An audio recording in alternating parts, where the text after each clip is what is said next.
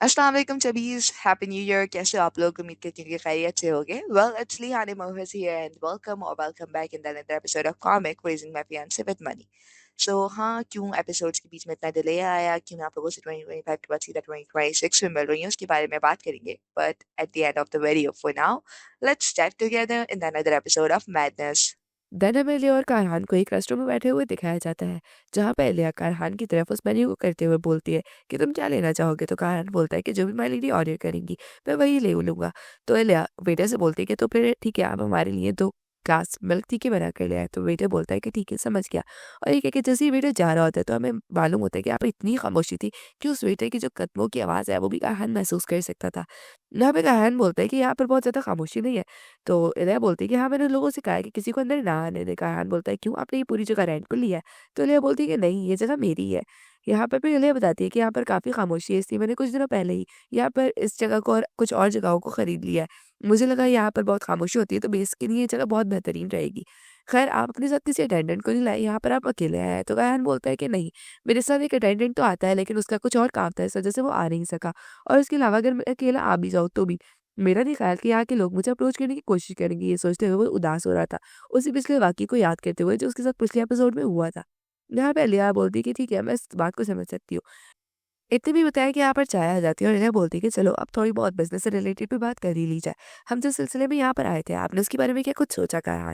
और दिल में बोलती है कि 3 दिनों पहले जब हम इनसे पार्टी में मिले थे, तब मैंने इनको ना एक प्रपोज़ल दिया था कि हम दोनों एक-दूसरे की एंगेजमेंट तोड़ने में मदद करेंगे। लेकिन अभी मुझे नहीं लगता कि इन्होंने कोई डिसीजंस लिए हैं, क्योंकि इनकी शादी के चर्चे तो अब तक लोगों में बहुत ज़्यादा फैले हुए हैं। मेरा नहीं ख्याल अब तक इन्होंने कोई अपने लिए फैसला लिया होगा।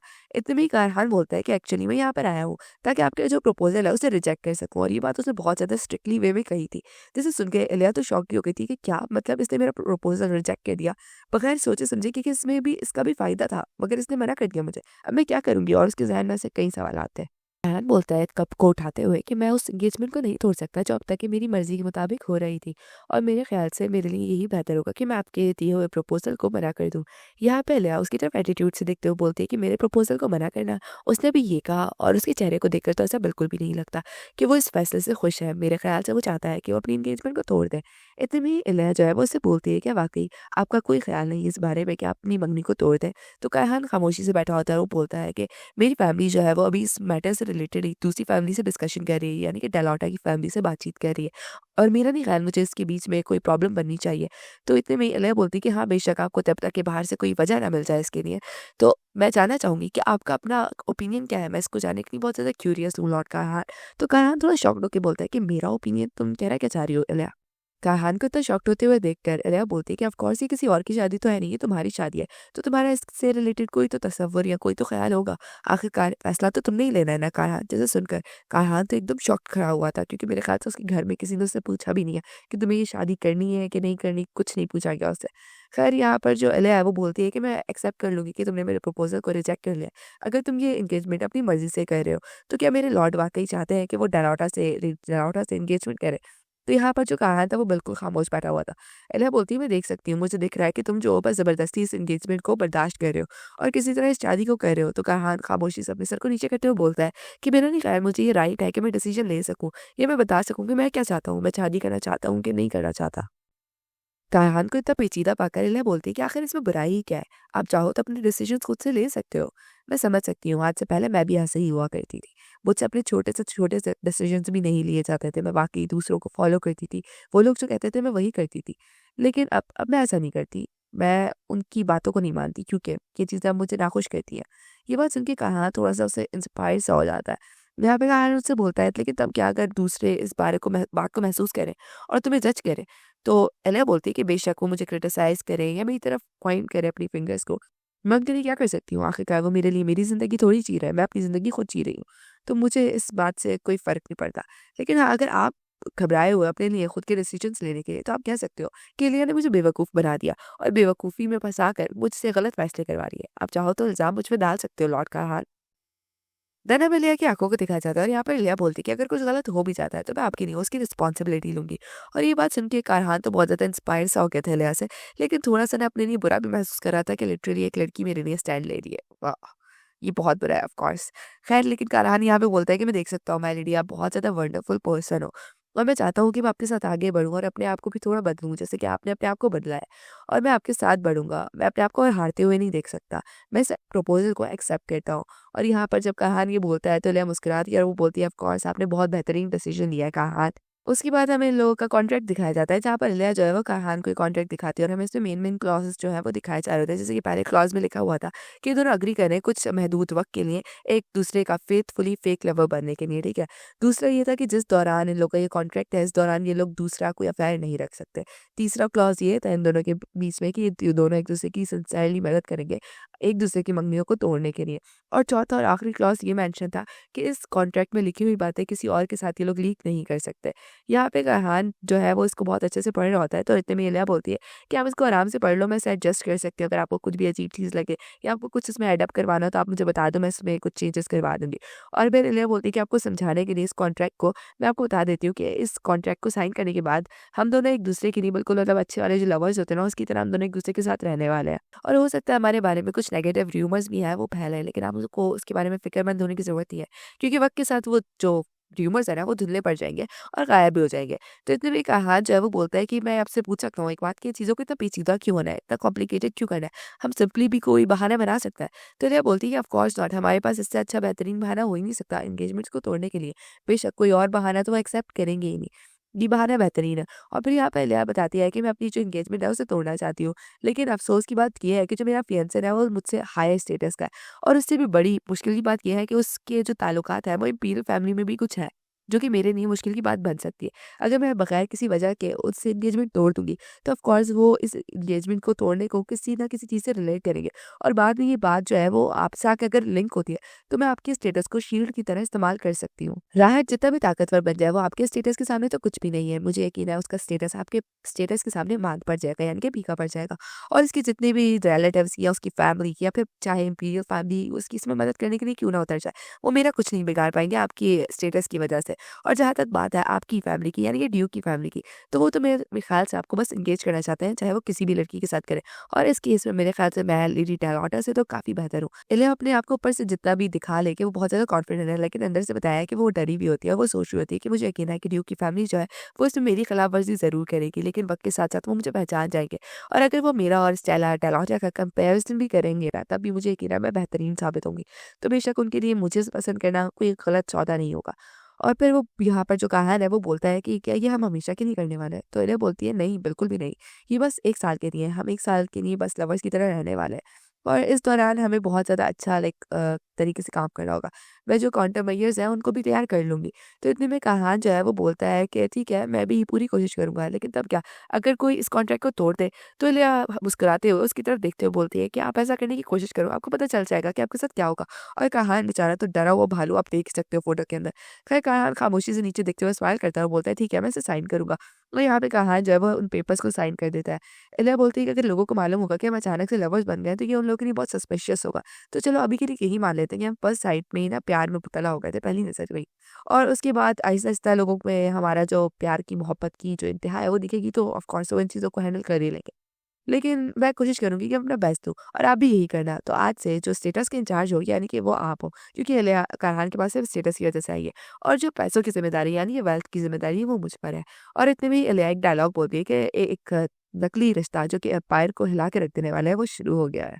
देन अगले एपिसोड में बताया जाता है कि लाइक थी फाइनली कॉन्ट्रैक्ट तो कम से कम साइन हो गया और उसके बाद जो कहान की तरफ देखती है जहाँ पर वो क्यूटली मुस्कुराते हुए ना चाय को एंजॉय कर रहा था, तो इलिया बोलती है चाय मज़ेदार है ना? तो कहान सर हिला के बोलता है कि हाँ, तो इलिया बोलती है कि मैंने रिसेंटली कुछ नौकरों को हायर किया है, वो बहुत मज़ेदार चाय बनाते हैं, तुम उनकी भी चाय चखना। यहाँ पर इलिया जो है वो दिल में बोलती है कि अगर लोगों को मालूम हुआ कि इसकी जो पर्सनैलिटी है वो इतनी जेंटल है, तो मुझे यकीन है वो यकीनन कहान को अंडर एस्टिमेट करेंगे।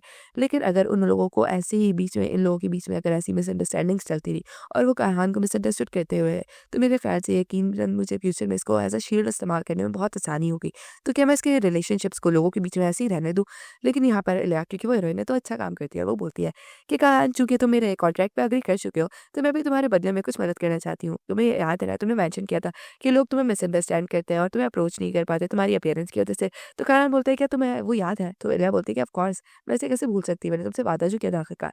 और यहाँ पर इलिया दिल में बोलती है कि वो लोग जो कहान को बुरे इरादों से अप्रोच करने की कोशिश करेंगी, उन्हें मैं पर्सनली खुद हैंडल करूँगी।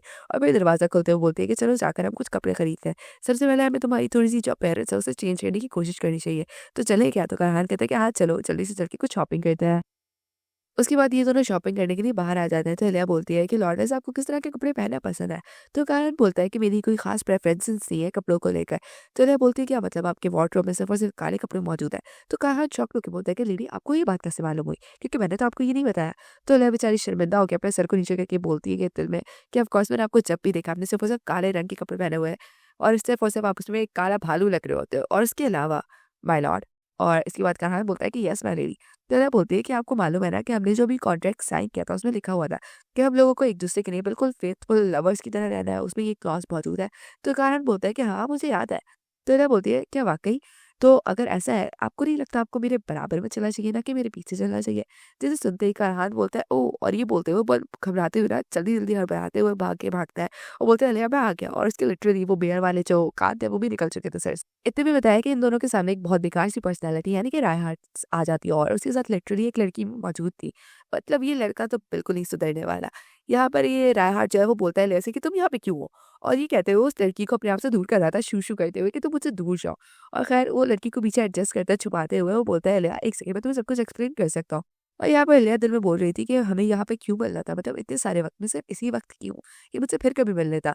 यहाँ पर इतने में जो राय हार्ट है वो बोलता है कि मुझे मालूम है कि हम लोग जब पिछली दफ़ा मिले थे तब हमारी मुलाकात जो थी वो इतनी अच्छी नहीं गई थी। इसलिए मैंने सोचा कि तुम्हारे लिए एक तोहफ़ा ले आऊँ और एक और अच्छा-सा मौका मिलाऊँ तुमसे मुलाकात करने का। और मुझे तुम्हें पता है कि मुझे ना वुमेन्स के टेस्ट के बारे में बिल्कुल नहीं मालूम। तो मैंने सोचा क्यों ना एक लड़की को अपने साथ ले आऊँ ताकि वो तुम्हारे लिए एक बेहतरीन तोहफ़ा सेलेक्ट कर सके मेरे लिए। और ये कहते हुए बहुत बेकार सी शक्ल वो बना रहा था। एले बोलती है एक तोहफ़ा मेरे लिए और मार्केट की तरफ देखती है। वो बोलती है तुम्हें मालूम है ना ये एले जो है वो पूरी भरी हुई है सिर्फ़ और सिर्फ़ लड़कों की कपड़ों की दुकानों से। और ये बात सुनकर राय हार्ट उसके पैरों के नीचे से ज़मीन ही निकल जाती है क्योंकि उसने ये बात तो रियलाइज़ की ही नहीं थी। वो बोलता है वेल और इस तरह ना कुछ बहाना सोच रहा था वो। और फिर यहाँ पे लिया उसको और ज़लील करने के लिए बोलती है कि हम इतने अरसे से एक साथ हैं और तुम्हें इतना भी नहीं पता कि मेरा टेस्ट क्या है। और उससे भी बढ़कर तुम्हें एक लड़की की मदद की ज़रूरत थी जिसको मैं जानती भी नहीं हूँ, ये जानने के लिए कि मेरा टेस्ट कैसा है। कि वाक़ई मैं देख सकती हूँ हमारा रिश्ता कितना खोखला हो चुका है राहत। वाक़ई तुम्हें इस तरह मुझे ये सब एक्सप्लेन करने की बिल्कुल भी ज़रूरत नहीं है। तुम जो भी कह रहे हो मुझे वो सिर्फ़ और सिर्फ़ एक एक्सक्यूज़ लग रहा है, एक बहाना और कुछ भी नहीं। यहाँ पे रायहार्ट को तो इलिया ने बहुत अच्छे से लाजवाब कर दिया था इसलिए वो गुस्से में बोलता है दिल में डैम इट और फिर इलिया पे गुस्सा दिखाने के लिए कारहान की तरफ इशारा करते हुए बोलता है कि तुम कौन हो?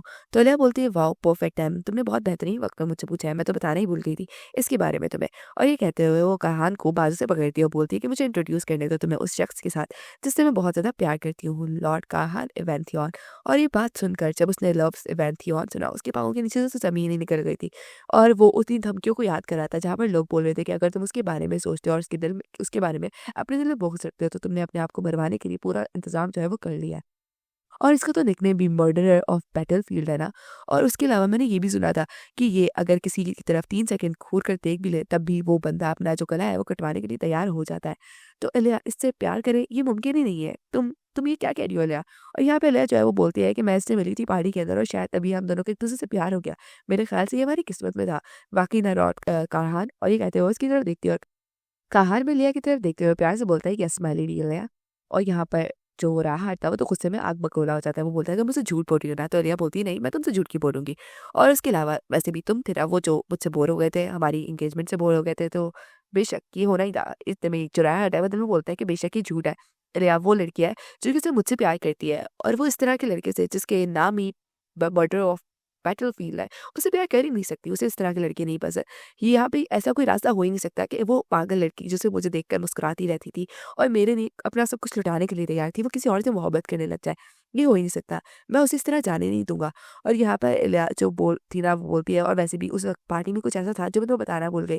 चलो अपनी एंगेजमेंट को तोड़ देते हैं और ये बात को बहुत गुस्से से बोलती है लिटरली। यहाँ पे राय हार्ट बोलते हैं क्या गुस्से से चिल्लाते हुए। और यहाँ पर एलिया जो है वो उसे क्रॉस करते हुए आगे चली जाती है और बोलती है कि मैं जो हमारा एग्रीमेंट है एंगेजमेंट ब्रेक ऑफ करने का उसको जल्दी तैयार होते ही भिजवा दूंगी। लेकिन राय हार्ट वो तो इस बात को बर्दाश्त नहीं कर पा रहा था। वो बोलता है तुम कैसे ऐसा कर सकती हो ये कहते हुए वो आगे बढ़ता है और बोलता है तुम मेरे साथ ऐसा नहीं कर सकती हो ये कहते हुए जैसे ही एलिया का हाथ पकड़ने वाला था इतने में ही कारहार आके राय हार्ट का हाथ पकड़ लेता है और उसके हाथ को मरोड़ते हुए ना उसकी तरफ से एक नज़र देखता है। और यहाँ पर मुझे यकीन है कि राय हार्ट ने लिटरली पी कर दी होगी। तुम उसकी शक्ल देखो यार कितना वो डर गया है। यहाँ पर राय हार्ट को इस तरह गिड़गिड़ाते हुए देख के इलिया जो है वो बोलती है, "कायहान, उसे छोड़ दो, मेरे ख़्याल से वो कुछ हमारे साथ ऐसे भी कर नहीं सकता और इस तरह उसके साथ उलझने का कोई फ़ायदा नहीं है। चलो हमें यहाँ से चलना चाहिए।" तो कायहान अपने हाथ को झटकते हुए, जैसे कचरे से हाथ हटाते हैं तो अपने हाथ को साफ करते हैं, वैसे हाथ साफ करते हुए बोलता है, "यस दीदी इलिया।" और ये कहते हुए वो चला जाता है और लिटरली रायहान वो गुस्से में बस वहाँ पे पड़ा हुआ था फर्श के ऊपर, जैसे कोई कचरा पड़ा होता है। अगले एपिसोड का स्टार्ट होता है और यहाँ पर इलिया फिर से काहान को समझा रही होती है कि मेरे पीछे मत चलो, मेरे साथ में चलो। तो काहान कहता है कि ओह हाँ, और ये कहते हुए भागते हुए आगे आता है और फिर गहरी सांस लेते हैं कि फाइनली शुक्र है ये मुझसे नाराज़ नहीं है। इलिया उसकी तरफ देख रही थी और उसकी तरफ देखते हुए बोलती है कि मैंने एक्सपेक्ट नहीं किया था कि हम इतनी जल्दी राहत से मिलेंगे, मुझे यकीन है आप घबरा गए होंगे। और काहान का चेहरा तो हम देख ही सकते हैं, वो इस झलक तक घबराया ही हुआ है और वो अपनी मुट्ठी को बीच कर मतलब ये कस के बंद करते हुए बोलता है, मैंने बहुत बगैर इस बात को रियलाइज़ किए कि मैं क्या कह रहा था, मैंने एक्शन लिया जब वो आप तक पहुँचने की कोशिश कर रहा था। तब मैंने बगैर इस चीज़ का ध्यान किए कि उसका हाथ टूट भी सकता था, मैंने उसका हाथ पकड़ लिया। मुझे नहीं पता था उस वक़्त मुझे क्या करना चाहिए था। तो इलिया मुस्कुराते हुए उसकी तरफ देखती है और बोलती है, माय लॉर्ड, आपका शुक्रिया मेरी मदद करने के लिए। कहान ये बात सुनकर बहुत ज़्यादा खुश हो जाता है और अपने सर को हिलाता है। यहाँ पे इलिया बोलती है, इसके अलावा मुझे ख़्याल से आपको एक्टिंग के लिए ना और प्रैक्टिस करने की ज़रूरत है। तो कहान बहुत ज़्यादा शर्मिंदा होके बोलता है कि वाक़ई मैंने इतनी बुरी एक्टिंग की थी। तो इलिया बोलती है, वेल वो उतना भी बुरा नहीं था। मुझे यकीन है कि आपने पहली बार के मुताबिक तो बहुत अच्छी एक्टिंग की है और मेरे ख़्याल से रायहान वो भी बेवकूफ़ बन ही चुका था। तो ये काहान वो तो एम्बैरेस होके खड़ा हुआ था क्योंकि वाक़ई इसने बिल्कुल फ़िल्मी एक्ट्रेस की तरह एक्टिंग की थी यहाँ पर जब उसने येस कहा था। ख़ैर यहाँ पर रिया जो है वो दिल में बोलती है, अगर उसके बारे में ऑनेस्टली सोचा जाए तो मुझे यकीन है कि जो राया हार्ट है उसे शक हो सकता था यंग ड्यूक की बातों से, क्योंकि उनके चेहरे के एक्सप्रेशंस वो बहुत ज़्यादा अचानक से घबराहट वाले हो चुके थे। लेकिन उनकी घबराहट में भी एक खौफ था जिसकी वजह से वो घबराहट में अपनी घबराहट में कुछ समझ ही नहीं पाया। मुझे यकीन है लोग इस बारे में आगे जाकर बेहतर महसूस करेंगे जब उन लोगों को ड्यूक की असल पर्सनैलिटी के बारे में पता चलेगा। लेकिन तब तक मुझे नहीं मालूम ये शख्स अपनी पर्सनैलिटी को कैसे लोगों तक छुपाने वाला है, मैं नहीं जानती। इतने में हमें बाहर में दिखाया जाता है रायहार को, जो कि पागलों की तरह गुस्से में बैठा होता है, अपनी ड्रिंक को पटक रहा होता है। वो बोलता है कि उसकी हिम्मत कैसे हुई? ये कैसे हो सकता है? ये यकीनन झूठ है, वो किसी और से प्यार कर ही नहीं सकती और वो भी उस लड़के से, ये मुमकिन ही नहीं है। मुझे यकीन है इलियास ने मुझसे प्यार कर दिया है, क्योंकि उसकी पूरी ज़िंदगी में मैं वो वाहिद प्यार हूँ उसका जिसने उसकी ज़िंदगी बचाई है। देन हमें रायहात की तरफ से स्टोरी को बताया जाता है कि रायहात के दिमाग में क्या चल रहा था इस दौरान, और यहाँ पे बताया जाता है कि रायहात जो है वो पहले ऑफ कोर्स हमें पता है कि टेरेसन फैमिली का इकलौता सक्सेसर है और उसका मेंबर है। उसके अलावा उसके फादर जो है वो इंपीरियल कोर्ट के अंदर बहुत बड़ी पोजीशन पे हायर है और उसके फादर के ताल्लुकात इंपीरियल पैलेस में भी बहुत अच्छे हैं। तो उसकी लाइफ तो बहुत मस्त चल रही थी। लिटरली उसके लिए इंपीरियल पैलेस भी किसी प्लेग्राउंड की तरह था जहाँ पर वो कभी भी आ जा सकता था। और उस दिन भी बहुत ऑर्डिनरी सा दिन था जब इसकी नज़र पड़ी अचानक से एक लड़की पर जो कि बेहोश पड़ी थी। उसने बोला, यहाँ पर क्या हो रहा है? और उस दिन उसकी ज़िंदगी बदल गई क्योंकि सामने वाले यहाँ बेहोश पड़ी हुई थी। उसे देखा ये बहुत खूबसूरत लड़की है तो उसने उसको बचाने के लिए गया और लिटरली उसे बचा भी लिया। इसके कुछ दिनों बाद इलिया उसे मिलने के लिए आई और यहाँ पर रायहान झूठी मुस्कुराहट के साथ दिल में सोच रहा था, मुझे मत बताओ कि वो लड़की जो उस दिन वहाँ पे बेहोश पड़ी हुई थी वो कोई और नहीं बल्कि ब्लॉडेन फैमिली की इकलौती बड़ी बेटी है। और ये बात सोचते हुए उसकी तरफ मुस्कुरा के देख रहा था और इतने बोलता है, क्या वो यहाँ पर मुझे कंपनसेट करने आई है? ये ऑकवर्ड हो सकता है अगर वो मुझसे ताल्लुकात कायम करना चाहे इस अपॉर्चुनिटी का फ़ायदा उठाते हुए। वैसे भी वो मेरी टाइप की तो बिल्कुल भी नहीं है। इतने में इलिया बोलती है, ये ओह हाँ, ये कुछ तोहफ़े हैं मेरी फैमिली ने आपके लिए भेजे हैं। यहाँ पर रायहाट वो तो उन तोहफ़ों को देख ही रहा था क्योंकि एक नौकर बहुत सारे तोहफ़ों को अपने साथ एक प्लेट में रख कर लाया था। जैसे कि ऑर्डिनरी पुराने टाइम में दिखाया जाता है, बिल्कुल वैसे ही। यहाँ पर जब वो नौकर उन तोहफ़ों को आगे बढ़कर रखता है तो रायहाट बोलता है, मुझे मत बताओ कि ये वही कीमती जवाहरात हैं जिनके बारे में हमेशा सुनता आया हूँ। मैंने सुना है कि इनकी फैमिली बहुत अमीर है, तो क्या वो मुझे इस तरह रीपे करने वाले हैं? इतने में ही जो इला है वो रायहाट से बोलती है, आपको अपने दिल की गहराइयों से शुक्रिया कहना चाहती हूँ। और यहाँ पर रायहाट वो तो अपनी नज़रों से ही जो ज्वेलरी है उसकी कीमत लगा रहा था और बोल रहा था, ये नेकलेस मुझे यकीन है इसकी जो कीमत है वो इंपीरियल ट्रेजर के बराबर है। और ये ब्रॉच मैंने इसके बारे में सुना है, इसकी अकेले की कीमत 3 शॉप्स के बराबर है। मुझे नहीं मालूम था कि जो ब्लॉडेन फैमिली है वो इतनी ज़्यादा अमीर है।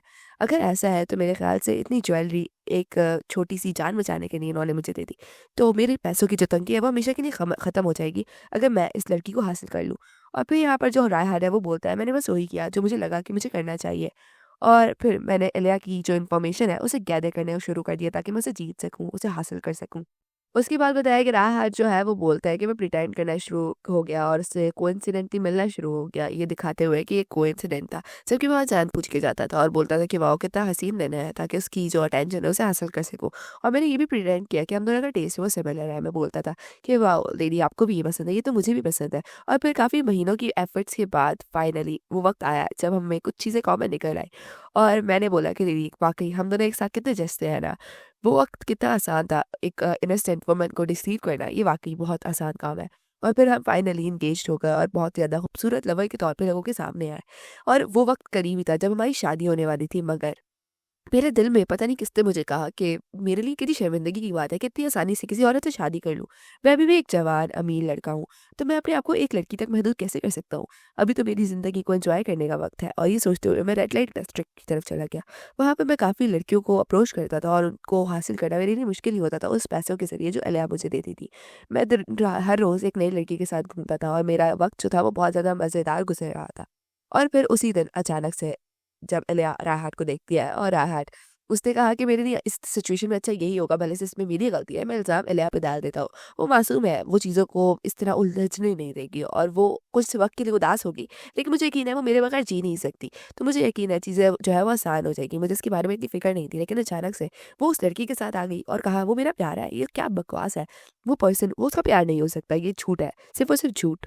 इतने में राहत को 2 लड़कियों की आवाज़ आती है जो कि बिल्कुल इसके पीछे वाली टेबल पे बैठी हुई थी और उसमें से एक लड़की बोलती है कि माय लेडी आप जो जेलसी है उसे ट्रिगर करने की कोशिश क्यों नहीं करती?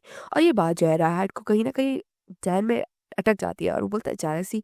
और ये सोचते हुए उसका ध्यान पीछे लड़कियों की बातों में चला जाता है जहाँ पे लेडी बोल रही थी कि माय लेडी आप हमेशा अपने फियांसे को बहुत अच्छे से ट्रीट करते हो ना? यकीनन लड़के जो है वो इस चीज़ों से बहुत जल्दी बोर हो जाते हैं और राहत के तो कान उधर ही लगे हुए थे। वो बोलती है कि आपको कोशिश करनी चाहिए कि आप उसको थोड़ा-सा दूसरे लड़कों के साथ मतलब घुल-मिल कर ना उसे जेलस करवाने की कोशिश करो और ये आपके लिए ज़्यादा अच्छा होगा मेरे ख़्याल से, वो आपको ज़्यादा टेंशन देगा इस तरह से। और आहत ये बात सुन के कहता है जेलसी वाक़ई ये एक अच्छा आइडिया है। मैं समझ गया ये तुम्हारा जेलसी ऑपरेशन है ना एलिया, तुम चाहती हो कि तुम उस लड़के के साथ रहो और मुझे जेलस फ़ील करा सको और मुझे इस बात पे शर्मिंदा कर सको कि मेरा दूसरी लड़कियों के साथ अफ़ेयर था। वाक़ई बहुत ज़्यादा अच्छा आइडिया तुमने चूज़ किया है एलिया। ये बहुत ज़्यादा क्यूट आइडिया है। तो क्या मुझे भी जाकर तुम्हें थोड़ा-सा एप्रिशिएट करना चाहिए और थोड़ा-सा कंसोल करना चाहिए, तुम्हें कम्फर्ट करना चाहिए।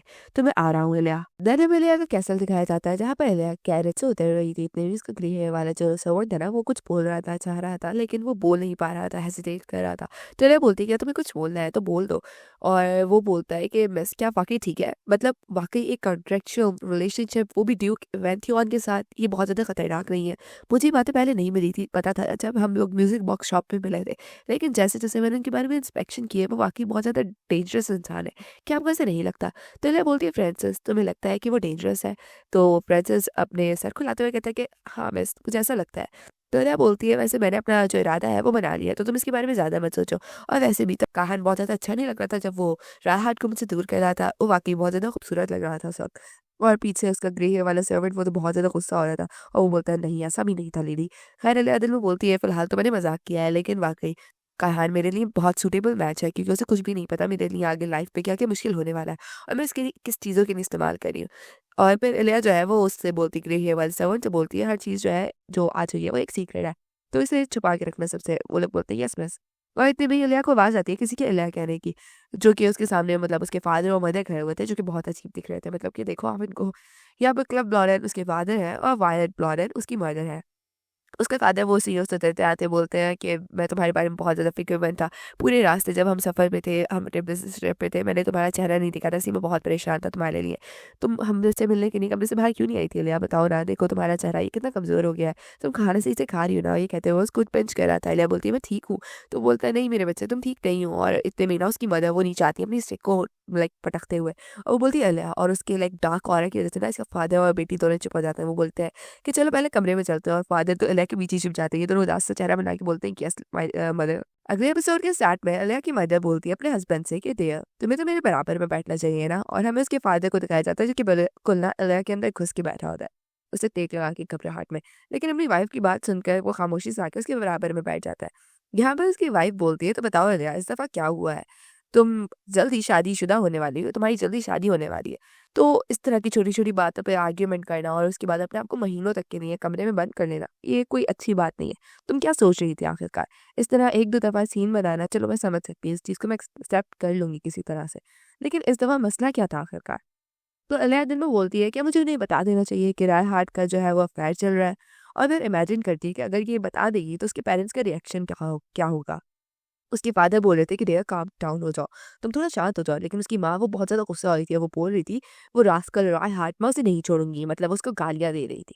और एलिया दिल में बोलती है कि जैसे मैंने एक्सपेक्ट किया था मैं अभी ये नहीं कर सकती, ये इस वक्त रिवील करना बिल्कुल भी अच्छा नहीं होगा अगर, क्योंकि सबको मालूम हुआ कि अभी रॉय हार्ट का अफेयर चल रहा है तो मुझे यकीन है मेरी फैमिली वो बगैर कुछ सोचे समझे रॉय हार्ट को कन्फ्रंट करने के लिए निकल जाएगी। और अभी तो मैंने सिर्फ और सिर्फ लॉर्ड इवेंथी के साथ एक कॉन्ट्रैक्ट साइन किया है और इस वक्त हमारे हालात इस तरह के नहीं है कि हम टेरिसन फैमिली से डायरेक्ट जाकर पंगा ले लें या उनके खिलाफ कुछ भी करें। मैं इनको ये सब जो चीज़ें हैं बाद में एक्सप्लेन कर दूंगी, लेकिन फिलहाल मुझे मेरे गोल पे फोकस करना चाहिए। और पहले अपने पेरेंट्स से बोलती है कि मैं ये सब अपने भाई के साथ भी डिस्कस करना चाहती हूँ, तो मैं चाहूंगी कि रीजन मैं आप लोगों को तभी बताऊँ जब मेरा भाई भी यहाँ पे मौजूद हो। और मदर फादर मैं आपसे माफ़ी मांगना चाहती हूँ, आपके लिए मैंने आज तक जितनी भी प्रॉब्लम्स क्रिएट की हो उनके लिए। लेकिन फिर भी मैं आपसे एक और चीज़ के लिए भी माफ़ी माँगना चाहूँगी, ये एडवांस में है, क्योंकि मैं चाहती हूँ कि मैं अपनी एंगेजमेंट तोड़ दूँ। ये बात सुन के उसका फ़ादर तो शॉक्ड हो के कहता है, "क्या?" लेकिन एरिया बोलती है, "मुझे माफ़ कर दे, मैं जज़्बात पे ये फ़ैसला नहीं ले रही, मुझे पता है ये जल्दी है।" लेकिन इतने में ही उसकी माँ बोलती है, "ये वाक़ई बहुत ज़्यादा प्लीज़िंग था, मैं तो बहुत ज़्यादा खुश हूँ तुम्हारे इस फ़ैसले से, एलिया।" यहाँ पर अपनी बीवी को रज़ामंद पाकर उसका बाप भी अपनी बीवी की हाँ में लाता है और कहता है, "हाँ, हाँ, सही कह रही है मेरी वाइफ़।" और इतने में ही उसकी माँ बोलती है, "मगर एलिया, तुम्हें कहीं चोट तो नहीं लगी? मतलब तुम्हारे सर पर चोट लगी हो या फिर तुम्हारे दिमाग पर, हो सकता है तुम्हारी याददाश्त चली गई हो, क्योंकि जहाँ तक मुझे याद है तुम तो राहत से बहुत ज़्यादा प्यार करती थी ना।" एलिया बेचारी तो बहुत ज़्यादा एम्बैरेस हो रही थी, वो कह रही थी कि बिल्कुल ये वही बातें कह रही हैं जो भाई ने मेरी कही थी। और वो बोलती है, "नहीं, नहीं मदर, मैं बिल्कुल ठीक हूँ, मैं बिल्कुल ठीक हूँ, बहुत ज़्यादा फ़ाइन हूँ और बस इस तरह की बात है कि एक्चुअली मुझे एक नया लवर मिल गया।" और ये बात कहते हुए वो थोड़ा-सा झिझकी थी ताकि ऑफ़ कोर्स किसी को इस पे शक ना हो। आफ्टर ऑल ये है तो एक जूरी। लेकिन ये बात सुन के इसकी माँ के सर से तो बाल उड़ रहे थे, लेकिन बाप के सर से तो उतर ही गए थे लिटरली। ये दोनों बहुत ज़्यादा ब्लैंक हो गए थे कि क्या? इसने क्या कहा? एक नया लवर? और इतने में इसका फ़ादर बोलता है कि वाक़ई उसे फिर से एक अजीबो-गरीब लड़के से प्यार हो गया है, एक नया लवर तुमने सुना ना? इतने में इसकी माँ बोलती है, "1 मिनट सब्र करो, तुम उसकी बात सुन तो लो, हो सकता है वो बेहतर हो और यकीनन राय हार्ट जितना तो बुरा नहीं हो सकता, है ना नैलिया?" और इतने में ही उसकी माँ बोलती है कि चलो ठीक है बताओ, वो जो दूसरी पार्टी है वो है कौन? और यहाँ पहले जो थोड़ा घबराते हुए बताती है कि एक्चुअली वो जो है ड्यूक इवेंथियन है और ड्यूक इवेंथियन का नाम आती है उसकी बहुत ताकतवर पर्सनैलिटी दिखाई जाती है और ही वो और भी दिखाया जाता है। यहाँ पर उसके फादर के चेहरे से तो सारे एक्सप्रेशंस गायब ही हो गए थे और इतने में उसकी वाइफ और एलिया दोनों चलाती है कि फादर ये मतलब कि उसका बाप यकीनन बेहोश हो गया है नाम सुनकर। आगे हमें एक बहुत डार्क सा घर दिखाया जाता है जिसके सामने फ्रंट पर ही ना एक बहुत ही अजीब-सी विंटेज काइंड की थोड़ी पिक्चर लगी होती है। कुछ सर्वेंट्स होते हैं जो कि घबराए हुए खड़े थे और सामने कारहान था जो लड़खड़ाता हुआ बाहर निकल रहा था किसी दरवाजे से। वो सामने की तरफ देखता है और सामने उसके था एक शीशा है जिसमें वो बहुत क्यूट लग रहा था। लेकिन वो ऑकवर्ड था थोड़ा और उसके कपड़े भी आप देख सकते हो थोड़े डिफरेंट हैं। वो बोलता है कि एटमॉस्फेयर जो है वो बहुत ज़्यादा सॉफ्ट है और उसे लिया ने कहा था कि तुम याद रखना अगली दफ़ा जब भी मुझसे मिलने आओगे तो तुम्हें यही कपड़े पहन के आना है।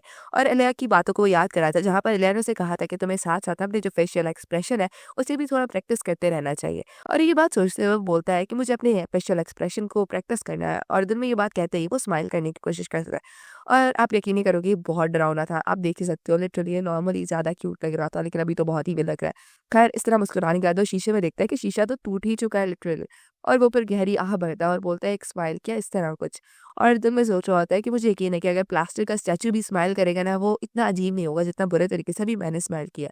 देन हमें कारहान के चाइल्डहुड के कुछ फ्लैशबैक्स दिखाए जाते हैं, जहाँ पर उसकी मदर बोल रही थी कि मेरे सामने इस तरह मुस्कुराओ मत, ये बहुत ज़्यादा डिस्गस्टिंग है। और कारहान ने अपने हाथ में एक केच पकड़ा हुआ था। उसकी माँ बोलती है, बेशक मैंने तुम्हें पैदा किया है, लेकिन उसके बावजूद मैं समझ नहीं पाती कि तुम क्या सोच रहे हो। तुम्हारी सोच ये बहुत ज़्यादा अजीब है। और हमें यहाँ पर एक ब्लू कलर की बर्ड की ना लाश को दिखाया जाता है, वो मरा हुआ था। यहाँ पर उसकी माँ बोलती है, मुझे समझ नहीं आता तुम मेरे साथ ये क्यों कर रहे हो, मेरे पास से चले जाओ, दफ़ा हो जाओ यहाँ से। और दूर बैठ के रोते हुए बोलती है कि मैं तुम्हारे को एक झलक भी देखना नहीं चाहती। उसका बाप उसे संभाल रहा था। और कहानी इन्हीं चीज़ों को याद करते हुए बोलता है कि ये चीज़ें मुझे बहुत ज़्यादा फ्रस्ट्रेट कर देती हैं। मैं चाहता हूँ मैं उतना बेहतर करूँ जितना माय लेडी यानी कि लेडी ब्लॉडेन मेरी मदद कर रही हैं। लेकिन फिर भी और इसके बारे में अगर सोचा जाए क्या वो बहुत ज़्यादा अजीब नहीं है? मतलब कायहान की सोच जो है वो थोड़ी डाइवर्ट हो जाती है उसके बाद इलिया की तरफ चली जाती है अपनी मदर से और वो बोलता है कि जब सबसे पहले हम मिले थे तो उन्होंने बगैर किसी वजह के ये बगैर जाने कि मैं कौन हूँ उन्होंने मेरी मदद की थी। और इस बात का मतलब इस बात की चिंता किए बगैर कि मुझे रिटर्न में कुछ मिलेगा कि नहीं मिलेगा। और जब मैंने उन्हें कुछ देने की कोशिश की तो वो मुझसे नाराज़ हो गई। उसके बाद वो सडनली उन्होंने मुझे एक डील प्रपोज़ की और मुझे कहा कि तुम्हारे पास हक है अपने लिए फ़ैसला लेने का। उन्होंने मुझे नया रास्ता दिखाया, नई ज़िंदगी जीने का। ये चीज़ें मेरे लिए बहुत अनोखी हैं। मुझे एक नया ऑप्शन दिखाया उन्होंने ज़िंदगी जीने का, लेकिन वो बदले में मुझसे कुछ नहीं चाहती। आगे में कहान की एक छोटी-सी फैमिली की इमेज दिखाई जाती है जिसमें उसका स्टेप ब्रदर था या वो असल ब्रदर था आई डोंट नो और उसके साथ उसके पेरेंट्स खड़े हुए थे। और यहाँ पे काहान दिल में बोल रहा था कि मेरा ओपिनियन को कभी भी मैटर नहीं किया, मैं हमेशा से दूसरों की उम्मीदों पे खरा उतरने की कोशिश करता रहा हूँ और मेरे ख्याल से यही सही चीज़ें थी ज़िंदगी गुजारने के लिए। हत्ता कि ये सोचता कि मुझे क्या पसंद है, और शायद इन चीज़ों की वज़ह से मेरे दिल में हमेशा से कहीं न कहीं फ्रस्ट्रेशन थी। और मैं जानना चाहता कि मैं कब तक लोगों की नज़रों में सिर्फ़ स्वैप होता रहूँगा, मैं कब तक अपने लिए कुछ नहीं कर पाऊँगा। लेकिन अब मैं चाहता हूँ कि मैं भी वही करूँ जो वो चाहती है, मैं भी उसी की तरह बदलूँ। मैं वाक़ई बिल्कुल लेडी ब्लॉडेन की तरह बदलना चाहता हूँ अपने आप को। और इतने में उसके भालू हमारे कान दोबारा निकल जाते हैं, क्योंकि दरवाज़े पे ना कोई दस्तक देता है। और यहाँ पे एक लड़का सामने आता है, वो बोलता है कि लॉर्ड काहान, और इसका नाम हमें नीचे मेंशन करते हैं, टैशन हर्बर्ट, जो कि मुझे लग रहा है इसका वही पेज है जिसके बारे में, मतलब वही अटेंडेंट जो कि उस वक़्त नहीं मौजूद था, जब ये अलिया से मिलने गया था। वो आदमी जो, मतलब वो जो लड़का अंदर आता है, वो बोलता है कि मुझे माफ़ करिएगा, मैं काफ़ी दिनों से एब्सेंट था। और इतने में ही काहान को देख के वो थोड़ा चौंक जाता है और वो बोलता है, ये क्या, आपके कपड़ों को क्या हुआ? और काहान तो वो बहुत ज़्यादा शर्मा रहा था। आप देख सकते हो कितना ब्लश कर रहा है। वो बोलता है, क्या ये अजीब है? क्या ये मुझे सूट नहीं कर रहा है? तो वो लड़का बोलता है, नहीं, आपके रेस को तो बहुत ज़्यादा सूट कर रहा है, लेकिन मैंने आपको हमेशा नहीं कहा कि डार्क कलर के कपड़े पहने, ताकि लोग आपका फ़ायदा ना उठा सकें, आपको अप्रोच ना कर सकें। लेकिन आप अगर इस तरह के कपड़े पहनेंगे तो मुझे यकीन है लोगों को आपको अप्रोच करना बहुत ज़्यादा आसान हो जाएगा। मुझे ये मत कहिए कि आप पार्टी के अंदर ऐसे ही कपड़े पहन के गए थे। और ये कहते हुए वो चिल्ला-चिल्ला के काहान पर गुस्सा कर रहा था। मतलब यही वो लड़का है जो हमेशा से काहान को ब्लैक कपड़े पहनने को कहता है। इतने में ये लड़का अपने सर को पकड़ते हुए बोलता है कि मैंने आपको हमेशा नहीं समझाया कि आपको अपने इर्द-गिर्द कुछ इस तरह का डार्क ऑरा बना के चलना चाहिए कि लोग आप तक पहुँच रहे हैं, कि आपसे बात करने से भी खौफ खाएँ। अदरवाइज़ लोग जो है वो आप तक जल्दी पहुँचेंगे और पहचान जाएँगे आपकी बेवकूफ़ाना पर्सनैलिटी के बारे में। क्या आपको ये बात नहीं मालूम? इतनी मुश्किल से तो मैंने इनको इस तरह का बनाया था कि लोग इन तक ना पहुँच पाएँ। लेकिन अब इनका क्या ही होगा, ये सोचते हुए वो दिल में बहुत ज़्यादा गुस्सा कर रहा था काहान के ऊपर। और वो बोलता है कि अगर यहाँ पे कोई अर्जेंट मैटर नहीं है तो मुझे देखने दें, ये क्या पड़ा हुआ है यहाँ पर? और वो उसी डॉक्यूमेंट जो कि एलर है काहान को दिया था, देखते हुए बोलता है कि ये क्या है? और ये उठाकर वो बोलता है, ओह ये! और इतने में ही वो उसको खोलने वाला था और पढ़ता है कि लॉर्ड कारहान, और वो बहुत ज़्यादा गुस्सा कर देता है। मतलब वो पर्सनैलिटी जैसे एलिया अभी दबाना चाह रही है और कायहान की जो असल पर्सनैलिटी लोगों के सामने लाना चाह रही है, उस बेकार सी पर्सनैलिटी को बनाने वाला शख्स यही लड़का है, टैशर। आगे बताया कि वो लड़का जो है वो उस एग्रीमेंट को पढ़ लेता है और उसमें लिखा होता है, मतलब जो भी था उसने पढ़ लिया था। वो बोलता है कि क्या आप इस दौरान स्कैम तो नहीं हो गए कहीं? मुझे डर है कि किसी ने आपको स्कैम कर दिया। और गुस्सा करते हुए कहा तो बोलता है, क्या मतलब आप एक-दूसरे की मदद करेंगे एंगेजमेंट तोड़ने में? ये कैसी नॉनसेंस है?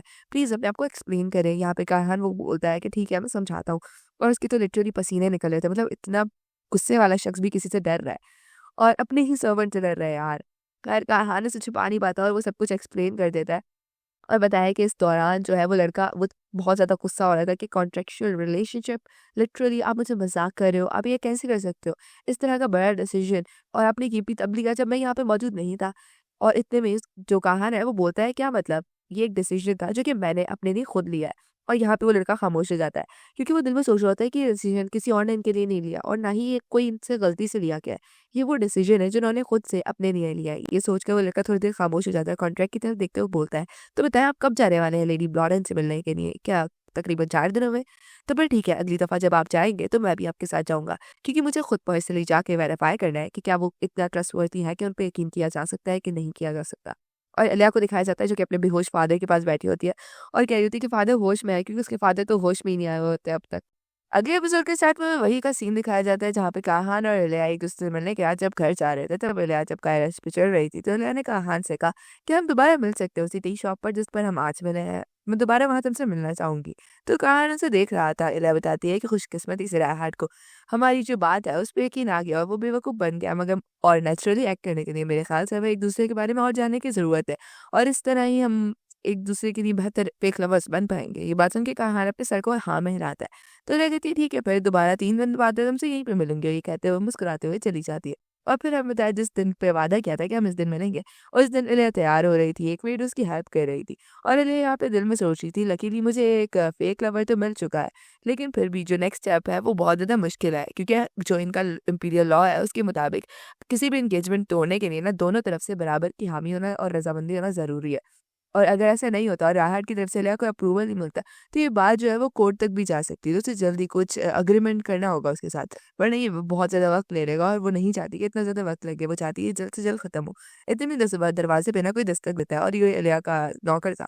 वो बोलता है, मिस एक ऑफिशियल लेटर आया है पैलेस की तरफ से। इलिया बोलती है, क्यों? और ये किस बारे में है? तो वो बताता है ये टी शॉप के बारे में जो आपने खरीदी है। तो लिया कहती है, अच्छा ये बात है। चलो ठीक है, इसके बारे में हम बाद में देखते हैं और मुझे लगता है मुझे मीटिंग प्लेस जो है उसे बदलना होगा। तुम जल्दी किसी को इवेंटी और ड्यूकल स्टेट भेजो। और वो आदमी बोलता है ठीक है। लिया बोलती है, तो मीटिंग की जगह।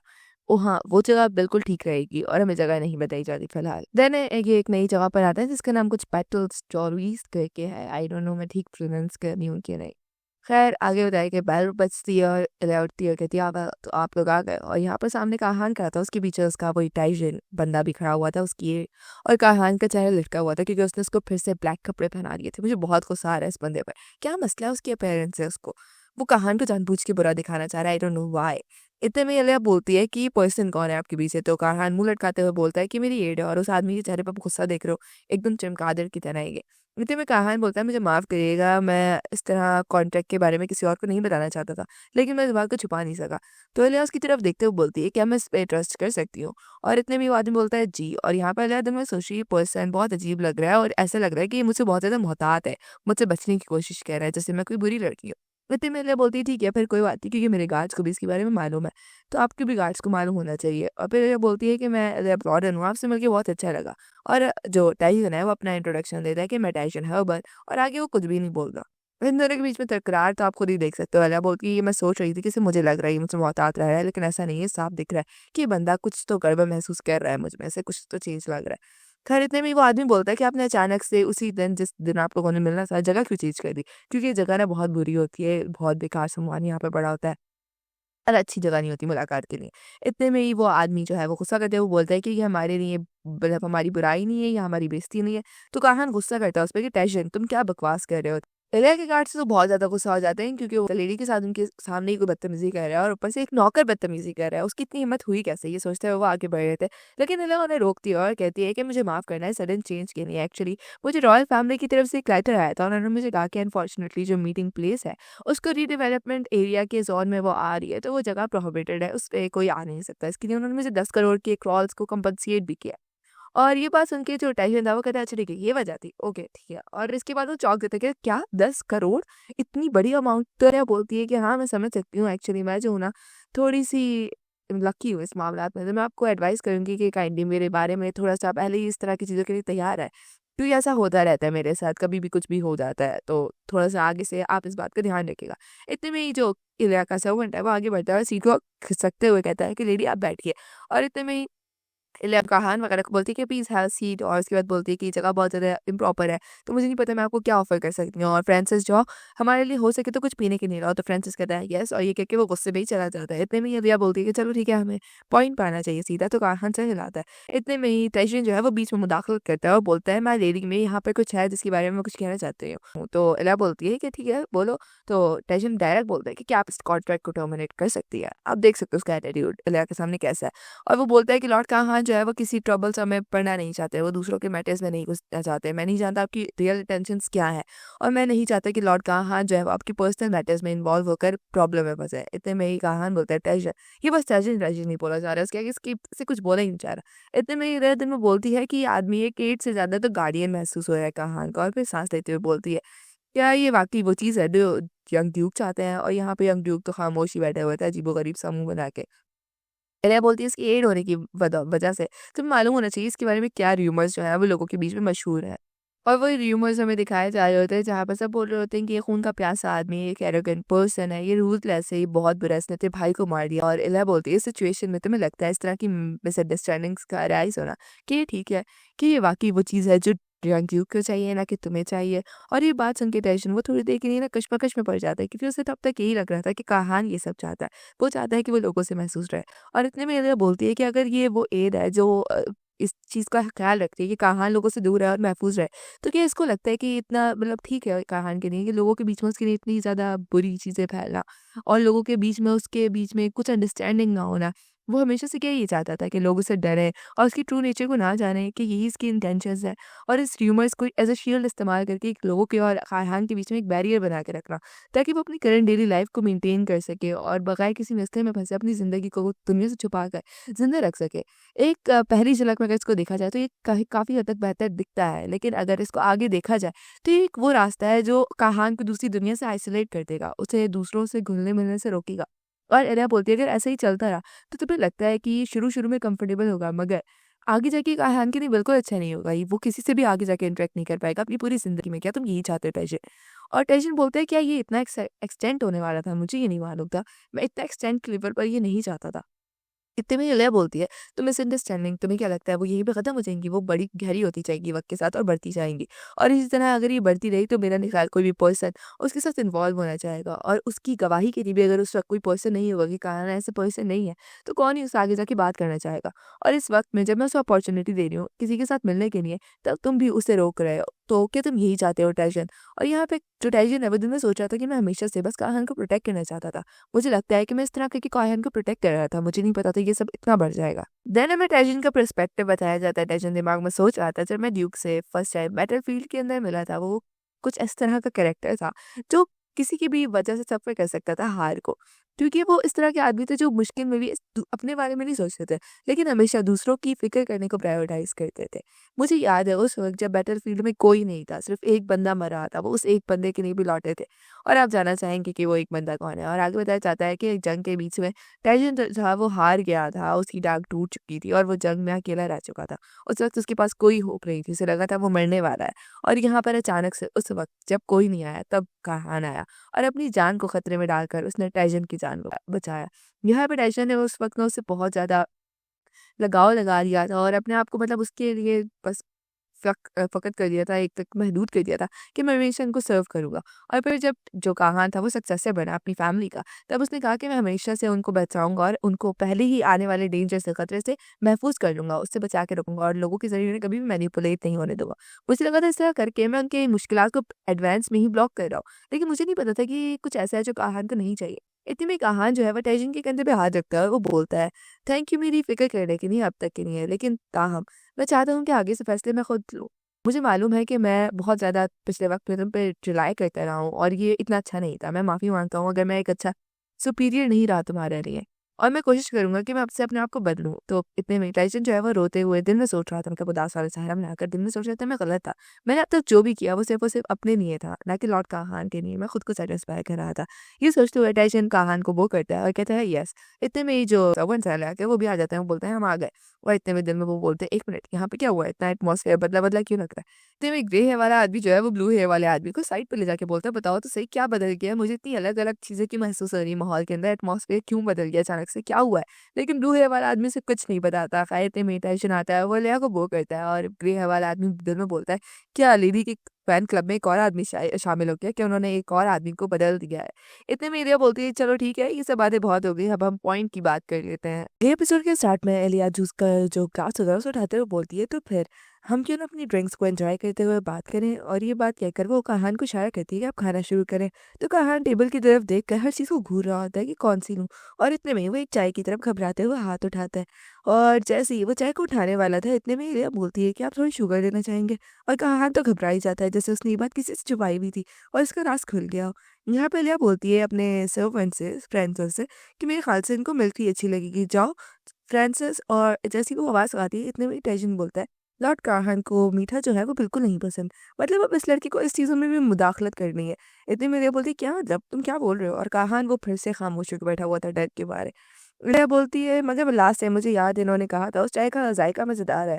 मुझे माफ़ करना कि मैंने अननेसेसरी सजेशंस दिए हों, लेकिन मुझे लगा कि आप चाय को बहुत ज़्यादा घूर कर देख रहे थे, तो मुझे महसूस हुआ कि आपको शायद स्वीट चीज़ें पसंद हैं।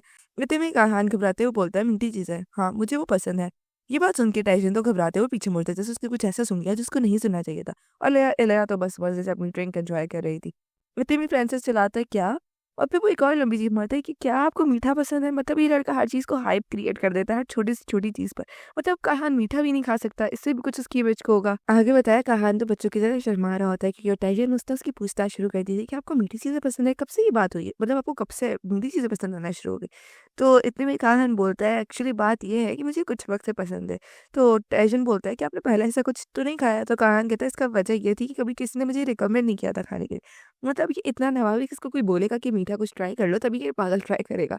ख़ैर ये अजीब है। इतने में ये बात जो है बताए जो टैशन है उसके सर पे जाकर गोली की तरह लगती है लिटरली आप देख सकते हो। ऐसा लग रहा है उसे गोली लगी है। वो बोलता है मुझे यकीन नहीं आ रहा। मैं इतने टाइम से लॉर्ड काहान को सर्व कर रहा हूँ बट स्टिल मुझे इतना भी नहीं पता कि उनको क्या चीज़ें खाने में पसंद है। इतने में ये जो टैशन है वो बुरा सा मुँह बना के एलिया की तरफ देखता है कि आपको ये बात कैसे मालूम हुई? तो एलिया बोलती है वेल ये तो उनके चेहरे पे साफ-साफ लिखा हुआ है कि उन्हें मीठा पसंद है।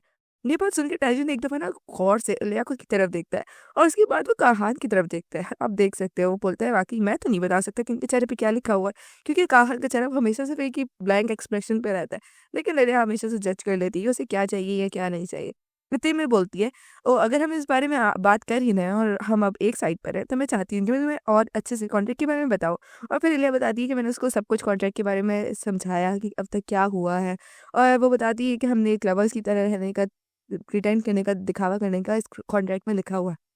और ये कॉन्ट्रैक्ट जब टूट जाएगा, तब हम रिस्पेक्टिव वे में, जब हमारी एंगेजमेंट टूट जाएगी, तब हम रिस्पेक्टिव वे में, क्लीनली वे में इस फेज़ से अलग हो जाएँगे, अपने-अपने रास्ते पे चले जाएँगे। और उसके अलावा हमने ये भी मैंने इस बात पे भी एग्री किया है कि जो यंग ड्यू की इमेज लोगों के सामने बुरी बनी हुई है, मैं उसको इम्प्रूव करने में उनकी मदद करूँगी। ये बात सुन के टर्जन कहता है, "ओह! तो मुझे गलतफ़हमी हुई।" वैसे भी आप जानती होंगी लॉर्ड काहान को काफ़ी लोग गलत इंटेंशन से अप्रोच करते हैं, इसलिए मैं घबराया हुआ था। लिया कहती है, "मैं समझ सकती हूँ।" इतने में टैशन कहता है, "और फ्यूचर प्लान्स के बारे में क्या? क्या आप मुझे ये वाला क्लॉज़ समझाएँगी?" और ये वही क्लॉज़ था जहाँ पर लिया ने लिखा था, "हम फेथफुली एक-दूसरे के लिए फेक लवर्स की तरह प्रिटेंड करेंगे।"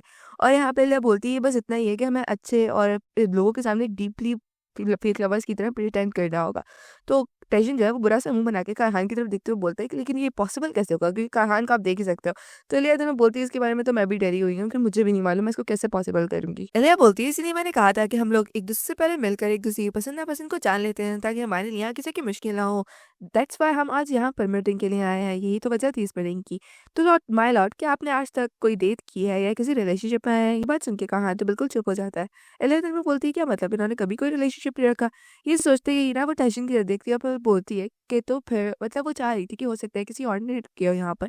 और फिर जहाँ पर जब टैशन है वो भी अपना मुँह घुमा देता है। फिर वो फ्रेंड्स और अपने दूसरे गार्ड की तरफ देखती है कि क्या किसी और ने डेट किया है। मगर यहाँ पे ये चारों के चारों खामोश खड़े होते हैं। लया तो शॉक भी हो जाती है कि यहाँ पे मैं वाहिद लड़की हूँ जिसने डेट किया है। इनमें से किसी ने कोई रिलेशनशिप आज तक नहीं रखा।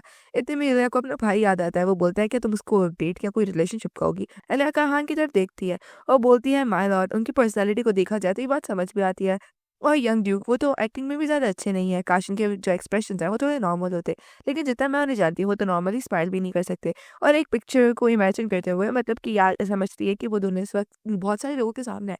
तो वो कहती है लोग पहले ही जज कर लेंगे हम दोनों को और वो जो हमारा जो रिलेशनशिप मैंने स्टार्ट किया है ये सिर्फ़ और सिर्फ़ एक र्यूमर बन के रह जाएगा। इतने में बोलती है ठीक है फिर अब मुझे ही कुछ करना होगा और ये कहते हुए वो खड़ी होती है बोलती है चलें, चलें हम डेट पे चलते हैं और ये बोलती है कि अब लीड मुझे लेनी होगी, मुझे ही सब कुछ के लिए पहले पहल करना पड़ेगा। इतने में ये लोग मार्केट में हो चले जाते हैं डेट के लिए और इलिया चल ही रही थी मतलब सोच रही थी कि करना क्या है इन लोगों को। और यहाँ पर बताया सारे लोग जो हैं वो उन्हें नोटिस कर रहे होते हैं क्योंकि एक कतार में चल रहे थे। सबसे पहले इलिया, उसके पीछे काहान के पीछे टैशन और टैशन के पीछे फ्रांसिस और वो लास्ट वाला गार्ड। यहाँ पे इलिया बोलती है इस वक़्त जब लोग मुझे देख रहे हैं तो मुझे बिल्कुल किसी बत्तख के बच्चे की माँ की तरह महसूस हो रहा है। क्योंकि आप इस पिक्चर में देख सकते हो बत्तख सबसे आगे है और उसके बच्चे पीछे-पीछे उसके पीछे चल रहे हैं। लेकिन इलिया बोलती है मगर मुझे नहीं मालूम कि मुझे कहाँ से शुरू करना चाहिए। मैंने कॉन्फिडेंटली कह तो दिया कि हम लोग डेट पे चल रहे थे लेकिन अभी कुछ भी मेरे माइंड में नहीं आ रहा। जब मैं उस जर्क के साथ जाती थी डेट के ऊपर तो मोस्टली हम लोग पॉपुलर ओपेरा देखने जाते थे या फिर लड़कों की शॉपिंग करने जाते थे। जैसे ही कपड़ों का ज़िक्र आता है, लिया बोलती है माय लॉर्ड अगर इसके बारे में सोचा जाए तो काहान कहता है यस। तो लिया बोलती है वो कपड़े, आपको याद है हमने लास्ट टाइम शॉपिंग की थी और जहाँ तक मुझे याद है आपने मुझसे वादा किया था कि हम जब अगली दफ़ा मिलेंगे तो आप वही कपड़े पहनेंगे। तो आपने कपड़े वो नहीं पहने, क्यों? आप वापस वही ब्लैक कपड़े पहन कर आ गए। और काहान तो वो बिल्कुल वही जैसे सोल्जर वाला होता है ना उस तरह के पोस्चर में आ जाता है। और वो डरते हुए ना टैशन की तरफ देख रहा होता है और बोलता है कि वेल लेकिन यहाँ पे टैशन वो भी अपना मुँह घुमा लेता है। इलिया मुस्कुराती है, वो बोलती है चलो कोई बात नहीं, हमने वैसे भी बहुत जल्दबाज़ी में शॉपिंग की थी, ठीक कहा ना मैंने। अभी चलकर हम थोड़ी लाइटली सी शॉपिंग कर लेते हैं आपके लिए और कुछ और देख लेते हैं। तो काहान जो है वो घबराते हुए कहता है ठीक है। और इतने में ही वो बोलती है लेकिन उससे पहले काहान मतलब वो माहिरा और अब तक कहती थी काहान को लेकिन अभी उसको उसके नाम से बुलाती है।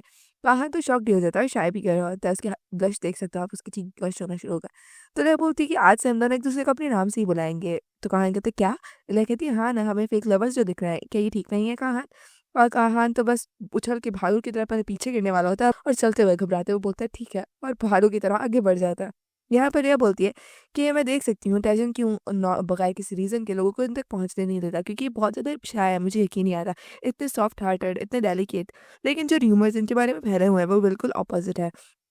काश वो र्यूमर्स ना फैले होते और मैं इनसे नॉर्मली मिलती। मैं जानना चाहती क्या ये फिर भी इस तरह बगैर किसी पुश ओवर के मेरे साथ डेट पे जाते? ईस्टर्न टाइलर और बुटीक ये वो वाहिद जगह है जहाँ से स्टार एम्पायर के सारे फैशंस और ट्रेंड्स जो हैं वो निकलते हैं। ये जगह अपनी क्वालिटी के लिए और अपनी सर्विस के लिए बहुत ज़्यादा मशहूर है। जैसे ही इलिया यहाँ पे दाखिल होती है, यहाँ के सारे सर्वेंट्स अपना तामझाम छोड़कर इलिया को वेलकम करने के लिए आते हैं और कहते हैं वेलकम लेडी ब्लॉरर। बताया इलिया जो है वो यहाँ पर अक्सर आया करती है तकरीबन 2-3 दिनों के बाद। इतने में ही एक लेडी आगे बढ़ती है, वो बोलती है लेडी इलिया आपसे दोबारा मिलकर खुशी हुई। तो इलिया बोलती है कि हाँ काफ़ी दिनों बाद मुलाकात हुई मैनेजर आपसे। तो इतने में ही मैनेजर जो है वो करती है और वो बोलती है कि ये ऑनर है हमारे लिए कि आप यहाँ पर आई हैं। और लॉर्ड ट्री हार्ट की नहीं, वो जैसे ही रॉ कहती है तो सामने देखते ही चौंक जाती है क्योंकि सामने तो कहाँ था, राह हाथ नहीं था। जो लेडी होती है वो दिल में सोच रही है कि ये लॉर्ड ट्री हार्ट नहीं है, मैंने सही कहा ना। मैंने जहाँ जब मतलब कुछ दिनों से पिछले जितने भी टाइम यहाँ पर आई है लेडी, वो हमेशा ट्री हार्ट के साथ ही आती हैं, लेकिन ये कौन है? और ये सोचते हुए वो लेडी बिल्कुल चौंकी हुई थी। वो बोलती है कि मैं 10 सालों में मैंने आज तक कोई गलती नहीं की इस फ्लोर की मैनेजर होने के नाते, लेकिन मैं आज क्या गलती करने वाली थी, इतने बेहतरीन अपने कस्टमर को ख़राब करने वाली थी मैं। इतने में वो बोलती है वैसे यहाँ पर काफ़ी सारी अच्छी नई आइटम्स आई हैं, कुछ रिबन्स आए हैं, आप चाहें तो उनको देख सकती हैं, वो बहुत ज़्यादा खूबसूरत है। मतलब उसने फ़ौरन टॉपिक बदलने की कोशिश की ताकि उसकी गलती जो है वो पकड़ने में ना आए, और बोला कि मुझे बस नेचुरली दिखाना चाहिए ताकि उन्हें शक ना हो कि मुझसे गलती होने वाली थी। इतने में ही वो लेडी बोलती है कि अगर आप कुछ स्पेशल ढूँढने आई हैं तो मुझे बहुत खुशी होगी आपकी मदद करने में। तो लिया बोलती है नहीं कोई बात नहीं, मैं चाहूँगी कि इधर-उधर घूम कर अपने वक़्त को लगाकर कुछ अच्छा तलाश करूँ। वो लेडी बोलती है कि ठीक है मैं समझ गई, और फिर सारे जो सर्वेंट्स हैं वो बोल कर कहते हैं कि ठीक है अपना वक़्त जो है उसे एन्जॉय कीजिए। बाद में बताया कि वो लेडी मतलब मैनेजर लेडी और उसकी जो असिस्टेंट थी वो दोनों तो घबराए हुए थे, मतलब इन दोनों की हालत बहुत ख़राब थी। मैनेजर की असिस्टेंट बोलती है वो कौन था? मतलब मैंने उसको आज तक नहीं देखा और वो रिहार्ड से तो बहुत ज़्यादा डिफरेंट दिखता है, उसके एक्सप्रेशंस वो बहुत ज़्यादा डरावने थे। तो उसकी मैनेजर कहती है पता नहीं किसे पता, वैसे वो अनयूजुअल तो नहीं लग रहा था लेकिन फिर भी हमें मोहतात रहना चाहिए। फिर इलिया जो है वो टाइल्स के सेक्शन में चली जाती है, बोलती है कि इसके बारे में क्या, मेरे ख्याल से ये तुम्हारे स्किन टोन को सूट करेगा, मेरे ख्याल से ये भी अच्छा है, इसके बारे में क्या, आप बताओ इन दोनों में से ये वाला कैसा है? और फिर 2 कोट्स को या ड्रेसेस को कहूँ उठा के बोलती है बताओ ना आपको इन दोनों में से कौन-सा वाला ज़्यादा प्यारा लग रहा है, हम कौन-सा खरीदें? यहाँ पर जो मैनेजर है वो बस उन दोनों को मुस्कुरा कर देख रही होती है। इतने में काहान बोलता है कि मेरे ख्याल से जो लेफ्ट वाला है वो ज़्यादा बेहतर है। और यहाँ पर मैनेजर वो दिन में सोच रही थी कि यहाँ पे हो क्या रहा है? मतलब इसके एक्सप्रेशंस, वो कुछ एक्सप्रेस नहीं कर रहा और ना ही अपने एक्सप्रेशंस को चेंज कर रहा है। इस तरह कोई कैसे ही जज कर सकता है उसे क्या पसंद है, क्या नहीं? इस तरह अगर चलता रहा तो मुझे तो ऐसा महसूस हो रहा है कि किसी न किसी का कत्ल कर देगा, क्योंकि अगर इसकी निगाहों को देखा जाए तो लगता है कि देखिए किसी को देख ही मारने के इरादे से रहा है। इतने में हिलिया बोलती है ओह ये वाला, तो क्या ये वाला अच्छा नहीं है? और ये सोचते हुए कहान की तरफ देखती है और बोलती है कि कोई बात नहीं, आप मुझसे ऑनेस्टली बात कर सकते हो, मैं जानना चाहती हूँ मेरे लॉर्ड का टेस्ट जो है वो कैसा है? तो इतने में कहान बोलता है कि इसका कलर वो कुछ ज़्यादा ही ओवरवेलमिंग है। तो लेडी जो इलिया है वो बोलती है क्या वाक़ई? मुझे तो ये ट्रेंडी लग रहे हैं इन दिनों। मतलब कि इसने पूछा तो कहान से, लेकिन करनी इसने अपनी है। फिर इलिया बोलती है कि चलो ठीक है, हो सकता है आपकी जो ख्वाहिश है, पसंद है, वो आगे जाके बदल जाए, तो इसलिए अभी के लिए इसको ले ही लेते हैं। यहाँ पे काहन बोलता है कि लेडी मेरे पास बहुत सारे कपड़े नहीं हो गए, आपको नहीं लगता आपने इनफ खरीद ली हैं चीज़ें? तो इलिया बोलती है क्या वाक़ई ऐसा है? क्या ये इतने जो हैं वो काफ़ी होंगे आपके लिए? तो काहन बोलता है कि हाँ, मेरे लिए इतने काफ़ी हैं, और पीछे हमें बहुत सारे गिफ्ट्स का जो है वो ढेर दिखाया जा रहा है, तो मतलब इतने कपड़े ले आने अभी ले लिए हैं। इतने में ये जो काहन है वो बोलता है लेकिन इस दफ़ा मैं चाहता हूँ कि मैं अपनी लेडी के लिए कुछ कपड़े चूज़ करूँ, और इलिया कहती है क्या? मतलब उसके लिए पहली दफ़ा इस तरह किसी ने कुछ सोचा था। इलिया दिल में सोच रही थी कि क्या मतलब अब ड्यूक जो है वो लीड ले रहे हैं, मतलब वो खुद कुछ करना चाह रहे हैं, और बोलती है कि वाक़ई उनके एक्सप्रेशन बहुत ज़्यादा सीरियस है, वो बहुत ध्यान से चुन रहे हैं मेरे लिए किसी चीज़ को। इतने में ही काहन बोलता है मैं लेडी ये वाला, मैंने आपके लिए ये सूट चुना है, मुझे उम्मीद है कि आप पे बहुत अच्छा लगेगा, क्या आपको ये पसंद आया? इलिया तो बस उसकी तरफ देख रही थी और बोलती है अगर इसके बारे में सोचूँ तो वाक़ई ये पहली दफ़ा है कि किसी ने मेरे लिए कोई सूट चुना हो। जब मैं रिहाट के साथ भी आती थी तब भी वो सिर्फ़ अपने बारे में ही सोचता था, सिर्फ़ अपने लिए कपड़े पसंद कर रहा होता था। हत्ता कि कभी मेरे असली लवर ने मेरे लिए कपड़े लेने का नहीं सोचा, लेकिन एक फेक लवर ये कर रहा है। ये सोचते हुए उस कपड़े की तरफ देख रही थी गौर से ना, और कुछ बोल नहीं रही थी, तो कहाँ डर जाता है।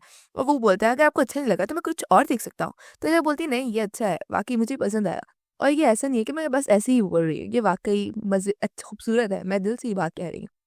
आपके पास वाक़ई अच्छी निगाह है चीज़ों को जज करने के लिए। मैंने इतने में कहा हम बोलता है कि मैंने ऐसा कभी नहीं सुना वाक़ई। ये लफ्ज़ ये मुझे बहुत ज़्यादा खुश करता है, और ये कहते हुए वो इलिया की तरफ मुस्कुरा कर देख रहा था। रेहान के चेहरे की स्माइल थोड़ी क्रीपी है मगर क्यूट भी है। यहाँ पर इलिया वो उसको देख ही रही थी बस, क्योंकि वो शॉक्ड थी इस तरह के एक्सप्रेशन पहली दफ़ा कहान के चेहरे पे देखकर। और वो बोलती है कहान बोलता है मैं बहुत ज़्यादा खुश हूँ। इतने में इलिया बोलती है तो फिर ठीक है, क्यों ना हमने एक-दूसरे के लिए जो कपड़े पसंद किए उन्हें पहन कर देखें? तो कहान बोलता है ठीक है। और उसके बाद यहाँ पर मैनेजर बोलती है कि लौट कहा हाँ, चले मैं आपको गाइड कर देती हूँ वॉशरूम की तरफ। और इलिया वो दिल में बोलती है क्या? क्या? मैं तो सरप्राइज़ हुई, कैसा सरप्राइज़ था मेरे लिए। मैंने आज तक उनके चेहरे पे ऐसे एक्सप्रेशंस कभी नहीं देखे। ये वाक़ई बिल्कुल ऐसा ही है कि मैं उनके साथ वक़्त गुज़ारी तो मुझे उनके बारे में नई-नई चीज़ें डिस्कवर कर रही हूँ, अलग-अलग चीज़ें मालूम हो रही। मुझे तो ऐसा महसूस हो रहा है कि मैं ऐसी गेम खेल रही हूँ जिसके अंदर एक छुपी हुई पिक्चर में से मुझे चीज़ें ढूँढनी है। इतने में बताया कि थोड़ा वक़्त गुज़रता है और कहा वो कपड़े चेंज करके आता है और बोलता है मैंने कपड़े तो तब्दील कर दिए मगर। और फिर हमें उसको दिखाया जाता है कि वो बहुत ही ज़्यादा माचो स्टाइल में वॉक कर रहा होता है। सारे जो जितने भी यहाँ पर नौकर थे और सर्वेंट्स थे, एवरीवन वाज़ शॉक्ड, उसे बस देख रहे थे सारे। अलिया भी उसे घूम कर देखती है और कहा स्टाइल में बोलता है कि ये ठीक दिख रहा है। यहाँ पहले बोलती है कि ऑफ कोर्स, नो मैटर मैं आपके लिए क्या चुनूँ, बेशक उसे पिक करना मेरे लिए वर्थ इट रहता है हमेशा। ये आपके स्टाइल का है कहा। यहाँ पे काहे मुस्कुराता है और बोलता है कि मेरे ख्याल से जो कपड़े मैंने आपके लिए चुने वो भी आप पर बहुत ज़्यादा जच रहे हैं। मैं आप रिलीफ फ़ील कर रहा हूँ। इलिया बोलती है शुक्रिया। और फिर आगे बताया कि इलिया बोलती है कि चलो अगर हम लोगों ने कपड़ों की शॉपिंग कर लिया तो हम अब चलते हैं यहाँ से। मैंने उनको बोल दिया था कि जितने भी कपड़े हमने चुने हैं उन्हें हमारे लिए पैक कर दें, जब हम तो कपड़े तब्दील कर रहे थे। तो काहन बोलता है इस दफ़ा मैं पे करूँगा। मतलब उस थड़पड़ाते हुए ये बात बोलते हुए अपना वॉलेट निकाला। इला बोलती है दिल में कि ये पे करने वाला है। वाओ! हाँ, मेरे सामने किसी ने पहली दफ़ा बोला है। मतलब इला बोलती है आपने लास्ट टाइम तो ऐसा कुछ नहीं कहा था। ये आप पहली दफ़ा कर रहे हैं। तो काहन बोलता है एक्चुअली मैं अब तक बहुत कुछ आपसे रिसीव जो है कर चुका हूँ। तो मैं चाहता हूँ कि काइंडनेस में मैं भी कुछ रीपे करूँ आपको। मगर रिला बोलती है आप रीपे करना चाहते हैं मुझे वो भी यहाँ पर। एक्चुअली ये मेरा ही स्टोर है। और ये बात सुनकर काहान मतलब आप उसके एक्सप्रेशन खुद ही देख लो कैसे है, वो तो शॉक्ड है कि ये इलिया का स्टोर है। और फिर वो बोलते हैं क्या? इलिया बोलती है हाँ, आप इस जगह को एक वार्डरोब की तरह यूज़ कर सकते हैं आपसे। आपका जब मन करे यहाँ पर आएँ, कपड़े लें यहाँ से जा सकते हैं। तो फिर अब यहाँ से हम चलें? लिया तो आगे बढ़ जाती है लेकिन कारहान जो है उसका अभी भी आप देख सकते हो वो प्रोसेस ही कर रहा है इस बात को कि पूरी शॉप जहाँ पे इतने ट्रेंडिंग कपड़े बनते हैं और जो बहुत मशहूर है वो इलिया की है। इतने में इलिया एक सूट की तरफ देखते हुए बोलती है ये कपड़ा तो वही है ना जो लास्ट टाइम राहत ने पहने हुए थे। और फिर वो अपने जो मैनेजर है उससे पूछती है कि रिहाट क्या वो लास्ट टाइम यहाँ पे मेरे बगैर आया है? तो वो बोलती है कि हाँ, वो अक्सर आते रहते हैं, कुछ पिछले कुछ दिनों में तो आकर कपड़े भी लेके गए हमेशा की तरह। तो इलिया बोलती है मैं देख सकती हूँ वो शेमलेस बास्टर्ड, उसमें कोई शर्म नहीं है। बोलती है आप उसकी बेशर्मी का अंदाज़ा यहाँ से लगा सकते हो कि वो जानता है कि मैंने उसको चीटिंग करते हुए पकड़ा, उसके बावजूद भी वो फुल कॉन्फिडेंस से यहाँ पर आ रहा है और सिर्फ इतना ही नहीं कि वो यहाँ पर आ रहा है, वो यहाँ से मुफ्त में सामान भी लेके जा रहा है। मेरे ख्याल से वो अभी मुझे एक पुशओवर समझता है, मुझे इन चीज़ों को फिर क्लियर कर देना चाहिए। ये कहते हुए वो मैनेजर से को बुलाती है और बोलती है कि आज से यहाँ पर टाइसन मैम फैमिली का कोई भी मेंबर नहीं आना चाहिए राहर के समेत। अगर वो यहाँ पर दिखा तो तुम लोग की जो नौकरी है वो चली जाएगी। ये जगह उन लोगों के लिए प्रोहिबिटेड है, उन्हें यहाँ पर एंटर मत होने देना। इलिया दिल में बोलती है कि अब यहाँ पर तुम्हारे लिए कुछ भी नहीं बचा है मुफ्त में एंजॉय करने के लिए। तुम देखो मैं तुम्हारा हाल क्या करती हूँ। रिहाट ये कहते हुए वो बहुत एटीट्यूड में स्टाइल में वॉक करके चली जाती है। एपिसोड के स्टार्ट में फ्रांसिस कहता है कि हमारी जो मिस एक्सलेंसेस हैं वो यहाँ पर बिल्कुल भी नहीं रुकेंगी और वो लड़ रहा था टैशन से और टैशन चिल्लाता है कहता है कि हाँ लॉर्ड काहान वो भी बहुत ज़्यादा ऑपोजिट है, उन्हें भी इस तरह की जगह नहीं पसंद। और ये दोनों आपस में जब लड़ ही रहे थे इतने में इलिया बाहर आ जाती है, इन दोनों को लड़ता पाता है।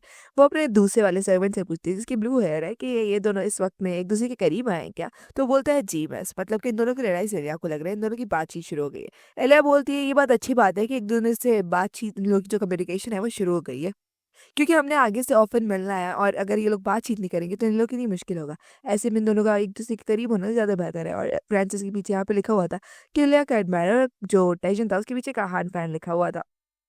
इलिया बोलती है चलो, चलो बस करो ताली बजाते हुए। तो फ्रांसिस पीछे मुड़ के कहता है मिस और टेंशन लॉर्ड काहान कहते हुए रुकता है। वो इलिया जो है वो उन दोनों से बोलती है कि तुम लोगों को भूख नहीं लग रही? मुझे पता है कि बहुत जल्दी है लेकिन फिर भी चलो डिनर पे चलते हैं। तो फ्रांसिस बोलता है यस माय लेडी। आगे बताया कि एक रेस्टोरेंट में आ जाते हैं जहाँ पे बहुत ज़्यादा रश था, बहुत ज़्यादा शोर था। इतने में इलिया जो है वो मेन्यू कार्ड उठाकर काहान की तरफ पास करती है और बोलती है कि ये लीजिए मेन्यू कार्ड पकड़ें और काहान आपको जो भी पसंद है उसे खाने के लिए सबसे पहले चुन लें। तो काहान बोलता है ठीक है। और ये कहते हुए ये वो मेन्यू में देखना शुरू कर देता है। लेकिन कुछ देर बाद भी वो सिर्फ देख ही रहा था मेन्यू को पलट कर, मतलब तक उसने कुछ चुरा नहीं था खाने के लिए।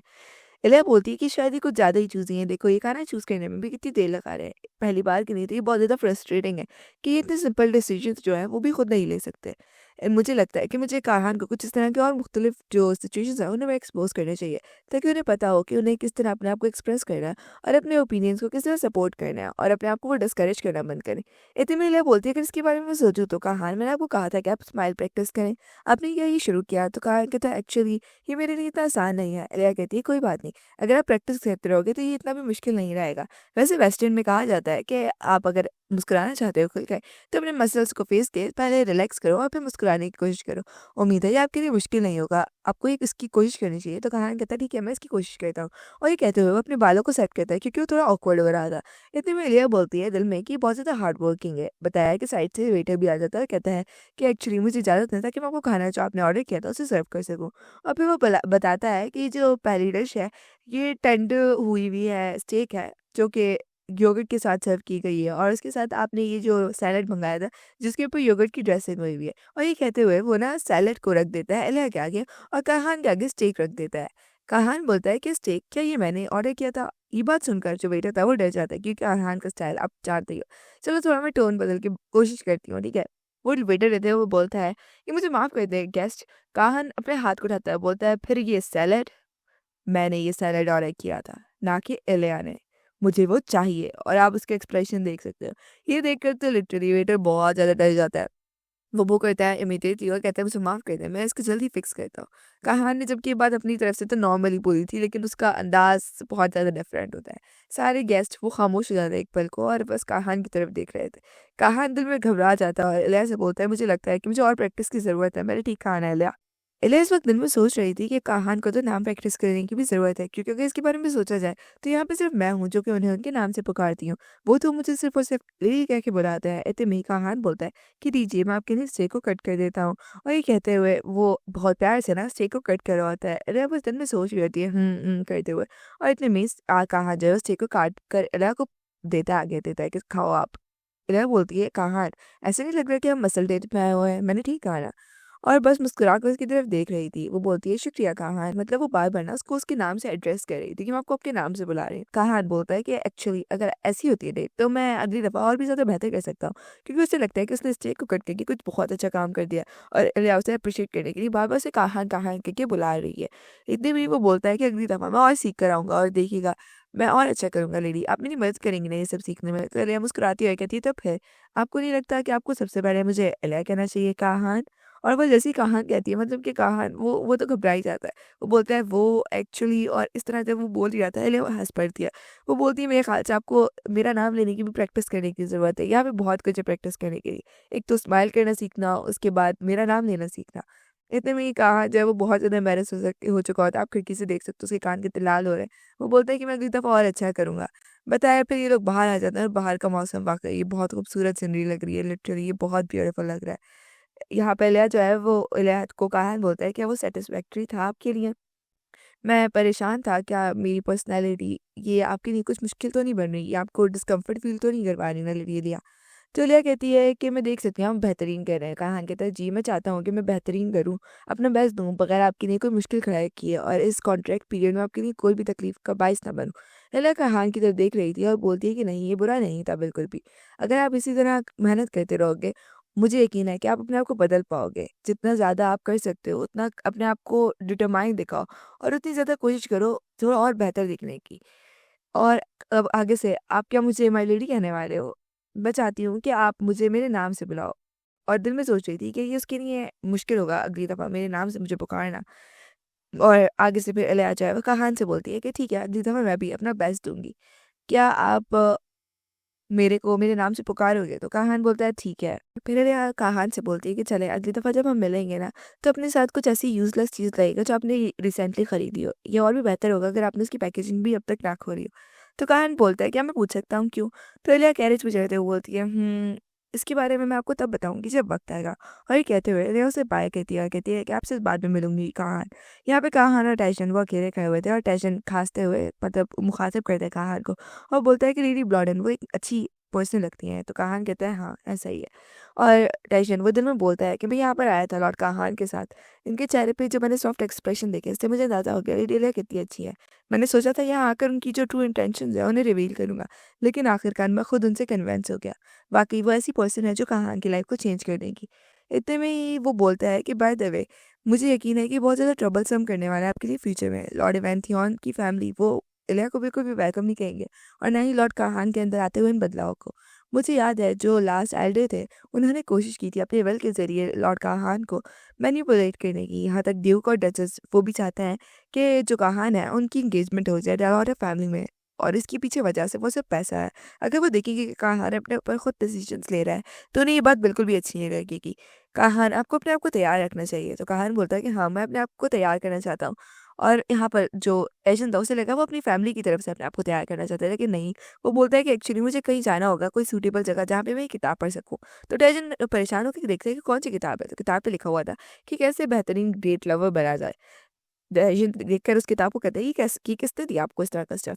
और जवाब मिलता है कि ये इलिया की तरफ से एक गिफ्ट है और इलिया ने कहा उसे कि प्रैक्टिस करते रहो। यहाँ पे जो कार्टाइजन है वो दिल में बोलता है, मुझे यकीन है ये लॉर्ड काहान की बहुत मदद करेगा बदलने में। इतने में हमें पीछे एक लेडी को दिखाया जाता है जो बोलती है कि लेडी लॉरा का फियांसे नहीं है। लेकिन ये यहाँ पे लेडी इलिया के साथ क्या कर रहा है? मतलब कि जो र्यूमर्स हैं वो जल्द ही शुरू होने वाले हैं। एपिसोड के स्टार्ट में हमें इलिया के फैमिली मेंबर्स को एक राउंड टेबल मीटिंग पे दिखाया जाता है जहाँ पर ये लोग बहुत ज़्यादा सीरियसली बैठे हुए थे। और इतने में इलिया का भाई बोलता है कि चलो मीटिंग को शुरू करा जाए। तो आप लोग जानते हैं ना कि आज का एजेंडा क्या है? वो है इलिया का बॉयफ्रेंड। ये कहते हुए वो अपने मुंह के ऊपर हाथ रखता है जैसे कि कोई बहुत डरावनी बात इन लोगों ने सुनी हो। यहाँ पर इलिया का फादर कहता है कि हाँ वही कहान इवेंथियन, हम उसके बारे में यहाँ पे बात करने के लिए इकट्ठा हुए हैं। यहाँ पर बताया जाता है कि काहान इवेंथियन के बारे में बात करते हुए इलिया का भाई बोलता है कि क्यों उसे इतने सारे लोगों में काहान को ही क्यों चूज करना था जो कि लोगों में इतना कम फेमस है। मैं पहले इस बात से रिलीफ हो गया था कि उसने रिहार से ब्रेकअप कर लिया, लेकिन अब ये बात सुनकर कि वो काहान के साथ रिलेशनशिप में है, मुझे और भी ज़्यादा फ़िक्र हो रही है। कहते हुए वो बहुत सारे डॉक्यूमेंट्स, बहुत सारे पेपर वर्क को निकालता है और बोलता है कि ये इन्फॉर्मेशन है जो मैंने गैदर किया है, लेकिन इसमें काफ़ी सारी चीज़ें जो है वो कम है क्योंकि मैंने इन्फॉर्मेशन जो है वो बहुत जल्दी-जल्दी में गैदर की है। यहाँ पे वो एक पेपर अपनी माँ को पकड़ाता है और बोलता है कि उसके बारे में जो भी इन्फॉर्मेशन मुझे मिली है उसमें ज़्यादातर तो उसकी जो अचीवमेंट्स हैं जो कि उसने जंग में हासिल की है उसके बारे में है। और उसकी प्राइवेट लाइफ वो तो जैसे कि कोई कहानी या पहेली हो, उसके बारे में तो कहीं ज़िक्र ही नहीं मिलता। लेकिन हाँ, यहाँ पर जो सबसे बड़ी बात नोटिस करने वाली है वो ये है कि उसने जंगों में हिस्सा लेना शुरू कर दिया था 14 साल की उम्र से ही। मैं जानता हूँ कि वो दूसरा बेटा है और उसके अलावा वो एक एलिजिबेट चाइल्ड है, तो इसके नाते तो ड्यूक को उसको और छुपा के रखना चाहिए था और दुनिया के सामने नहीं लाना चाहिए था। ऐसे में उसे जंग में भेजना ये तो बहुत ही गलत साबित होता है उनके लिए। तो ये सिर्फ इसी हालत में मुमकिन है अगर उसने खुद चाहो कि वो जंग में जाए। और कोई भी इंसान खुद अपनी मौत के लिए आगे नहीं बढ़ता जब तक कि वो अनस्टेबल ना हो मेंटली। अगर ऐसा है तो उसके बारे में जो र्यूमर्स फैले हुए हैं कि वो एक ब्लड थर्स्टी किलर है, उसके अंदर कोई मर्सी नहीं है, वो किसी के आंसुओं पर रहम नहीं खाता और उसने अपने एम्बिशंस को पूरा करने के लिए अपने भाई को गिरा दिया, मार दिया। वो सब सच होंगे और अगर ऐसा है तो वो बेशक सिर्फ़ एक कचरा है। उसके बारे में बहुत सारे बुरे र्यूमर्स फैले हुए हैं। क्या वो वाक़ई सच्चे हैं? और ये कहते हुए वो सारे खामोश हो जाते हैं। सारे दिल में सोच रहे थे क्यों इलिया को उसी से अट्रैक्ट होना था, उसी पर्सन से जो इतना ज़्यादा खतरनाक है। इतने में इलिया की माँ जो है वो अपना हाथ उठाती है और बोलती है, क्या ऐसा हुआ है कभी कि आप लोग उससे पहले मिले हों? कोई भी आप में से? तो उसका भाई और उसका बाप दोनों सर हिला के कहते हैं कि नहीं, हमें से कोई नहीं मिला। तो इसकी माँ बोलती है कि हो सकता है कि जो र्यूमर्स हैं वो बहुत ज़्यादा एक्ज़ैजरेट करके फैलाए गए हों। लेकिन बेशक र्यूमर्स किसी वजह के बगैर तो नहीं फैलेंगे। तो हो सकता है वो वाक़ई एक रियल डेंजरस पर्सन हो। ये बात सोचते ही उसका बाप डर जाता है और इमेजिन कर रहा होता है कि काहान इलिया से बोल रहे हैं, "इलिया, तुम कहीं नहीं जा सकती। मैंने तुम्हें पकड़ लिया है।" और इलिया वो चीख रही है, "क्या? मुझे छोड़ दो" वगैरह-वगैरह, ठीक है? इसी तरह इमेजिन कर रहा होता है। और वो ये इमेजिन करते ही बोलता है कि इलिया ब्रेकअप करो अभी के अभी। इतने ही उसकी माँ, उसकी बीवी जो है वो बोलती है कि काम डाउन डियर, इस तरह की बातें मत करो, क्योंकि वो तुम्हारी बात नहीं सुनेगी। उन्हें पता है उनकी बेटी कैसी है। खैर यहाँ पर उसका फ़ादर बोलता है, तो इसके बारे में क्या ख़्याल है कि मैं उसको एक कैसल गिफ्ट करूँ और कहूँ कि ब्रेकअप कर लो? तो उसकी माँ बोलती है कि अगर हम पैसों के बारे में सोचें तो काहान की फैमिली भी अच्छी खासी अमीर है, तो ये तो उसके लिए कोई फ़ायदेमंद ही नहीं होगी। तो उसका बाप कहता है, फिर क्या हम इलिया को बता दें कि उसके बॉयफ्रेंड है, उसके बारे में कैसे र्यूमर्स फैले हुए हैं? तो इलिया की माँ बोलती है कि वो पहले से ही उन र्यूमर्स के बारे में जानती है। तो इतने में उसका बाप बोलता है, फिर क्या मैं भूख हड़ताल पे चले जाऊँ? तो उसकी माँ कहती है, वैसे ही तुम्हारे लिए अच्छा होगा, तुम्हें वैसे भी डाइट की ज़रूरत है, तुम्हें तो एक्सरसाइज़ भी शुरू करनी चाहिए। मतलब इन लोगों का तो कुछ और ही चल रहा है सीन। यहाँ पर खैर कुछ देर के लिए खामोशी हो जाती है क्योंकि इन लोगों को कोई मतलब वजह नहीं मिली होती कि कैसे वो इलिया का ब्रेकअप करवाए। इतने में इसका बाप जो है वो हाथ उठाता है, कहता है कि बाय द वे, तब क्या अगर इलिया ने मना कर दिया उसे ब्रेकअप करने से और अपने आप को कमरे में दोबारा बंद कर लिया जैसे उसने पहले किया था। ये बात सुनते ही उसका भाई जो है वो पेपर्स को समेटता है और वो बोलता है, तो ऐसे में तो मेरे ख्याल से अभी हम लोग को जल्दबाजी करने की ज़रूरत नहीं है। सिचुएशन को समझते हैं और थोड़ा उसे ऑब्जर्व करते हैं। उसकी माँ कहती है, हाँ ठीक है, ताहम मैं चाहती हूँ कि तुम लोग जाओ और खुद पर्सनली कंफर्म करो कि वो र्यूमर्स सच्चे हैं या झूठे हैं। क्या वो वाक़ई उस तरह का पर्सन है या नहीं? तो ये बात सुनकर उसका भाई और बाप जो है वो रज़ामंद हो जाते हैं और भाई बोलता है कि ठीक है, इस केस में तो फिर मैं खुद जाकर पर्सनली चेक करूँगा कि लॉर्ड कहान की पर्सनैलिटी कैसी है और वो ह्यूमर्स आया कि वो सच है या गलत। आगे बताया कि जिस दौरान वहाँ पर मीटिंग चल रही थी उस दौरान मैंशन के पिछले हिस्से में इलिया बैठकर लेटर्स पढ़ रही थी। उसने कहा, जितने दौरान मैं लॉर्ड कहान के साथ थी उस दौरान मैं बिजनेस को तो बिल्कुल टाइम ही नहीं दे पाई। चलो क्यों ना लेटर्स पढ़ लिए जाएं, ये सोच के मैं लेटर पढ़ने बैठी थी। लेकिन उनमें सारे के सारे उनमें ये लिखा है, डियर लेडी इलिया ब्लॉडन, हम चाहते हैं कि आप अपने जो पैसे हैं उन्हें हमारे फैमिली बिजनेस में इन्वेस्ट करें क्योंकि हमारी जो फैमिली है वो अच्छे हालात से नहीं गुजरी। हम बहुत ज़्यादा ग्रेटफुल होंगे आपके। और इसकी रिकमेंडेशन हमें लॉर्ड टारेजन की तरफ से आई है, यानी कि रिहार्ड की तरफ से आई है। और उसने उसे ये और उन्होंने मेंशन किया है कि आपको हमारी जगहों में इंटरेस्ट है। ये बात सुनते ही इलिया ने जो पेपर था उसे क्रश कर दिया और कहा, ये सारे के सारे लेटर्स जो है वो रिहार्ड के इंट्रोडक्शन से मुझे आए हुए हैं कि वो वाकई अभी मेरा नाम बेच रहा है। बताया कि उल्टी साइड पे जो लेटर्स पड़े हुए हैं ना, वो सारे के सारे बिज़नेस के लिए रिक्वेस्ट है और उसके अलावा जो राइट साइड पे पड़े हुए हैं, वो सारे हैं कि रिहाट ने रिकमेंडेशन दी है कि आप हमें अपना विला जो है वो कुछ देर के लिए दे सकती हैं, हम अपनी फैमिली के साथ आना चाहते हैं। जैसे कि उस दिन पार्टी में एक लड़का आया था। ये सारे लेटर्स को ना इला जो है वो बार-बार गुस्से से फेंक रही होती है, वो बोलती है वो बेहुदा इंसान है, वो अपने आप को समझता क्या है? मुझे यकीन नहीं आता, अब मैं इसका क्या करूँ? मैंने इसके बारे में तो अब तक सोचा ही नहीं था। मुझे लगा था कि मैं उससे शादी कर लूँगी और मेरी ज़िंदगी अच्छी गुज़रेगी, लेकिन अब तो उससे देख कर के मैं उकता गई हूँ, वाक़ई वो बहुत बेहुदा किस्म का इंसान है। मैं नहीं जानती मुझे क्या करना चाहिए और मुझे क्या चाहिए। लेकिन मैंने अब अपना वक़्त जो है बहुत ज़्यादा उस पे ज़ाया कर दिया। इस केस में मैं चाहती हूँ कि मैं अब से एक अपना नया बिज़नेस डील करूँ और उसे रीड करूँ। क्या ये ठीक होगा? और ये सोचते हुए अपने बचपन के पलों को याद करती है और कहती है कि मैंने अपने माँ-बाप को देखकर इस रास्ते पे चलने का सोचा था। क्या मैं ये कर पाऊँगी? चलो इसके बारे में एंगेजमेंट तोड़ने के बाद डिस्कस करूँगी। इतने में ही एक सर्वेंट आता है और बोलता है, मिस, ये जो फ्लावर्स हैं ये आपको मार्क्वेस चैरिसन ने भेजा है। एला उसकी तरफ देखती है और उसके अंदर एक लेटर भी मौजूद था। एला देख के गुस्से से कहती है, क्या? उसने मुझे भेजे हैं? और यहाँ पर उस लेटर में लिखा हुआ था, मैं डिस्कस करना चाहता हूँ हमारी जो अनफिनिश्ड कन्वर्सेशन जो हमने लास्ट टाइम छोड़ी थी, उससे। तो प्लीज़ मेरे मेंशन आओ जब भी तुम्हें वक़्त मिले, मैं तुम्हारा इंतज़ार करूँ। ये जो फ्लावर्स है ये मेरी फीलिंग्स को जताता है तुम्हारे लिए। मैं तुम्हारे लिए इंतज़ार कर रहा हूँ, तुम्हारा बिलव्ड फियांसे रिहार्ट टेरिज़न। एला इसे पढ़ती है और एटीट्यूड से बोलती है, हाँ, मेरे मेंशन को विज़िट करो। क्या वाक़ई वो ठीक है ना? उसकी टाँग-वाँग पिछले दिनों में टूटी तो नहीं है या उसके सर पे चोट लगी हो? या हो सकता है उसने कोई बुरा डिज़ीज़ पकड़ लिया और जिसकी वजह से वो जल्द ही मरने वाला है। क्या कोई ऐसी न्यूज़ तो नहीं है? मेरी तुम्हारी फीलिंग माय डैश। अब तुम यहाँ पे कुछ भी फल कर सकते हो, कुछ भी बुरा लफ्ज़, क्योंकि उसने गाली दी है। और ये कहते हुए वो फूलों को कुचल देती है और कहती है कि इन्हें जला दो जब भी तुम्हें वक़्त मिले सर्वेंट। और उसके अलावा मुझे याद आया कि तुम मेरा एक मैसेज डिलीवर करोगे, और ये कहते हुए वो गुस्से वाले मुँह से सीधा आ जाती है स्वीट मोड के ऊपर और बोलती है कि उसे बताना मेरी तरफ से कि अगर वो मुझसे मिलना चाहता है तो उसे मेरी जो इंस्ट्रक्शंस हैं उन्हें फ़ॉलो करना पड़ेगा। और फिर दिल में बोलती कि तुम बस इंतज़ार करो रिहाट, देखना मैं कैसे हमारी एंगेजमेंट इस दफ़ा तोड़ कर आऊँगी। और हमें यहाँ पे चलते हुए फूलों को दिखाया जाता है। बताया फिर 2 दिनों बाद इलिया जो है वो ब्लैक कलर के सूट पहनकर, जैसे विडोज़ पहनती हैं या किसी की मौत पे पहने जाते हैं, तो फुल तैयार होकर जाती है उसके घर में और बोलती है फ्रांसिस और मैलेक, मतलब कि उसके दोनों सर्वेंट्स को, अगर इस दफ़ा वो लड़का मेरे साथ कुछ भी करने की कोशिश करे तो बर्दाश्त करने की ज़रूरत नहीं है, सीधा अटैक करना। ये बात सुनते ही फ्रांसिस और मैलेक दोनों बोलते हैं कि यस मिस। यहाँ पे वो डोर पर रिंग करती है तो रिहाट बहुत ज़्यादा खुश होता है, बाहर आता है, कहता है, ओह अलिया तुम आई हो। और यहाँ पर अब उसके सर्वेंट्स का चेहरा देखते ही वो घबरा जाता है और तो टेंशन में बोलता है, क्या हुआ क्या है? इलिया बोलती है, मुझे नहीं मालूम कि तुम मुझसे क्यों मिलना चाहते थे, लेकिन हाँ, जिस काम से मैं आई हूँ मैं वो करके जाऊँगी। ये कहते हुए वो एक डॉक्यूमेंट को खींच रखती है और कहती है कि ये हमारा एंगेजमेंट तोड़ने का एग्रीमेंट है, तो साइन करो इसे। So how was the video चबीज़? उम्मीद करती हूँ कि आप लोगों को अच्छी लगी होगी। और जहाँ तक बात है वीडियो के देने के लिए, so first of all I am sorry for that. और कहानी थोड़ी लंबी है, but making the long story short, मेरा फ़ोन जो था वो ख़राब हो चुका था। लैपटॉप पे मैंने एडिटिंग शुरू की, बट उसके बाद मेरे छोटे भाई से ना वो भी लाइक गिर के टूट चुका था। उसके बाद मैंने सोचा कि मैं लाइक किसी से डिवाइस बोरो करूँ और उस पर काम शुरू करूँ, बट वो एक लॉन्ग प्रोसीजर था। मतलब मुझे दोबारा उसको एडिट करना पड़ता, दोबारा रिकॉर्ड करना पड़ता। बट जब मैंने अपना यूट्यूब चैनल विजिट किया, वहाँ पे कुछ नहीं था, मतलब not a even single comment there. तो जिसकी वजह से मैं डिसअपॉइंट हो गई और फिर मैंने कहा छोड़ो, क्या फ़ायदा करने का अगर कोई देख ही नहीं रहा। बट मतलब जब लैपटॉप ठीक होकर आया, मैंने देखा अपने छोटे भाई के फ़ोन से कि yes, people are watching the video, even though they are not only watching that, they are liking the videos.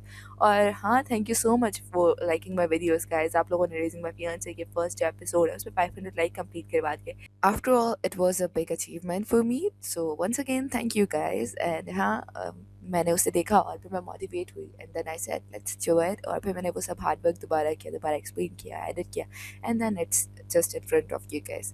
So please don't be stingy, मेरी वीडियो की कदर करो, मेरे हार्ड वर्क की कदर करो। पसंद आई है तो प्लीज़ लाइक कर दो, बहुत सारे कमेंट्स करना ताकि कुछ तो मिनिमम मुझ तक पहुँच सकें। आफ्टर ऑल आप लोगों के कमेंट्स ही मेरे लिए मोटिवेशन है।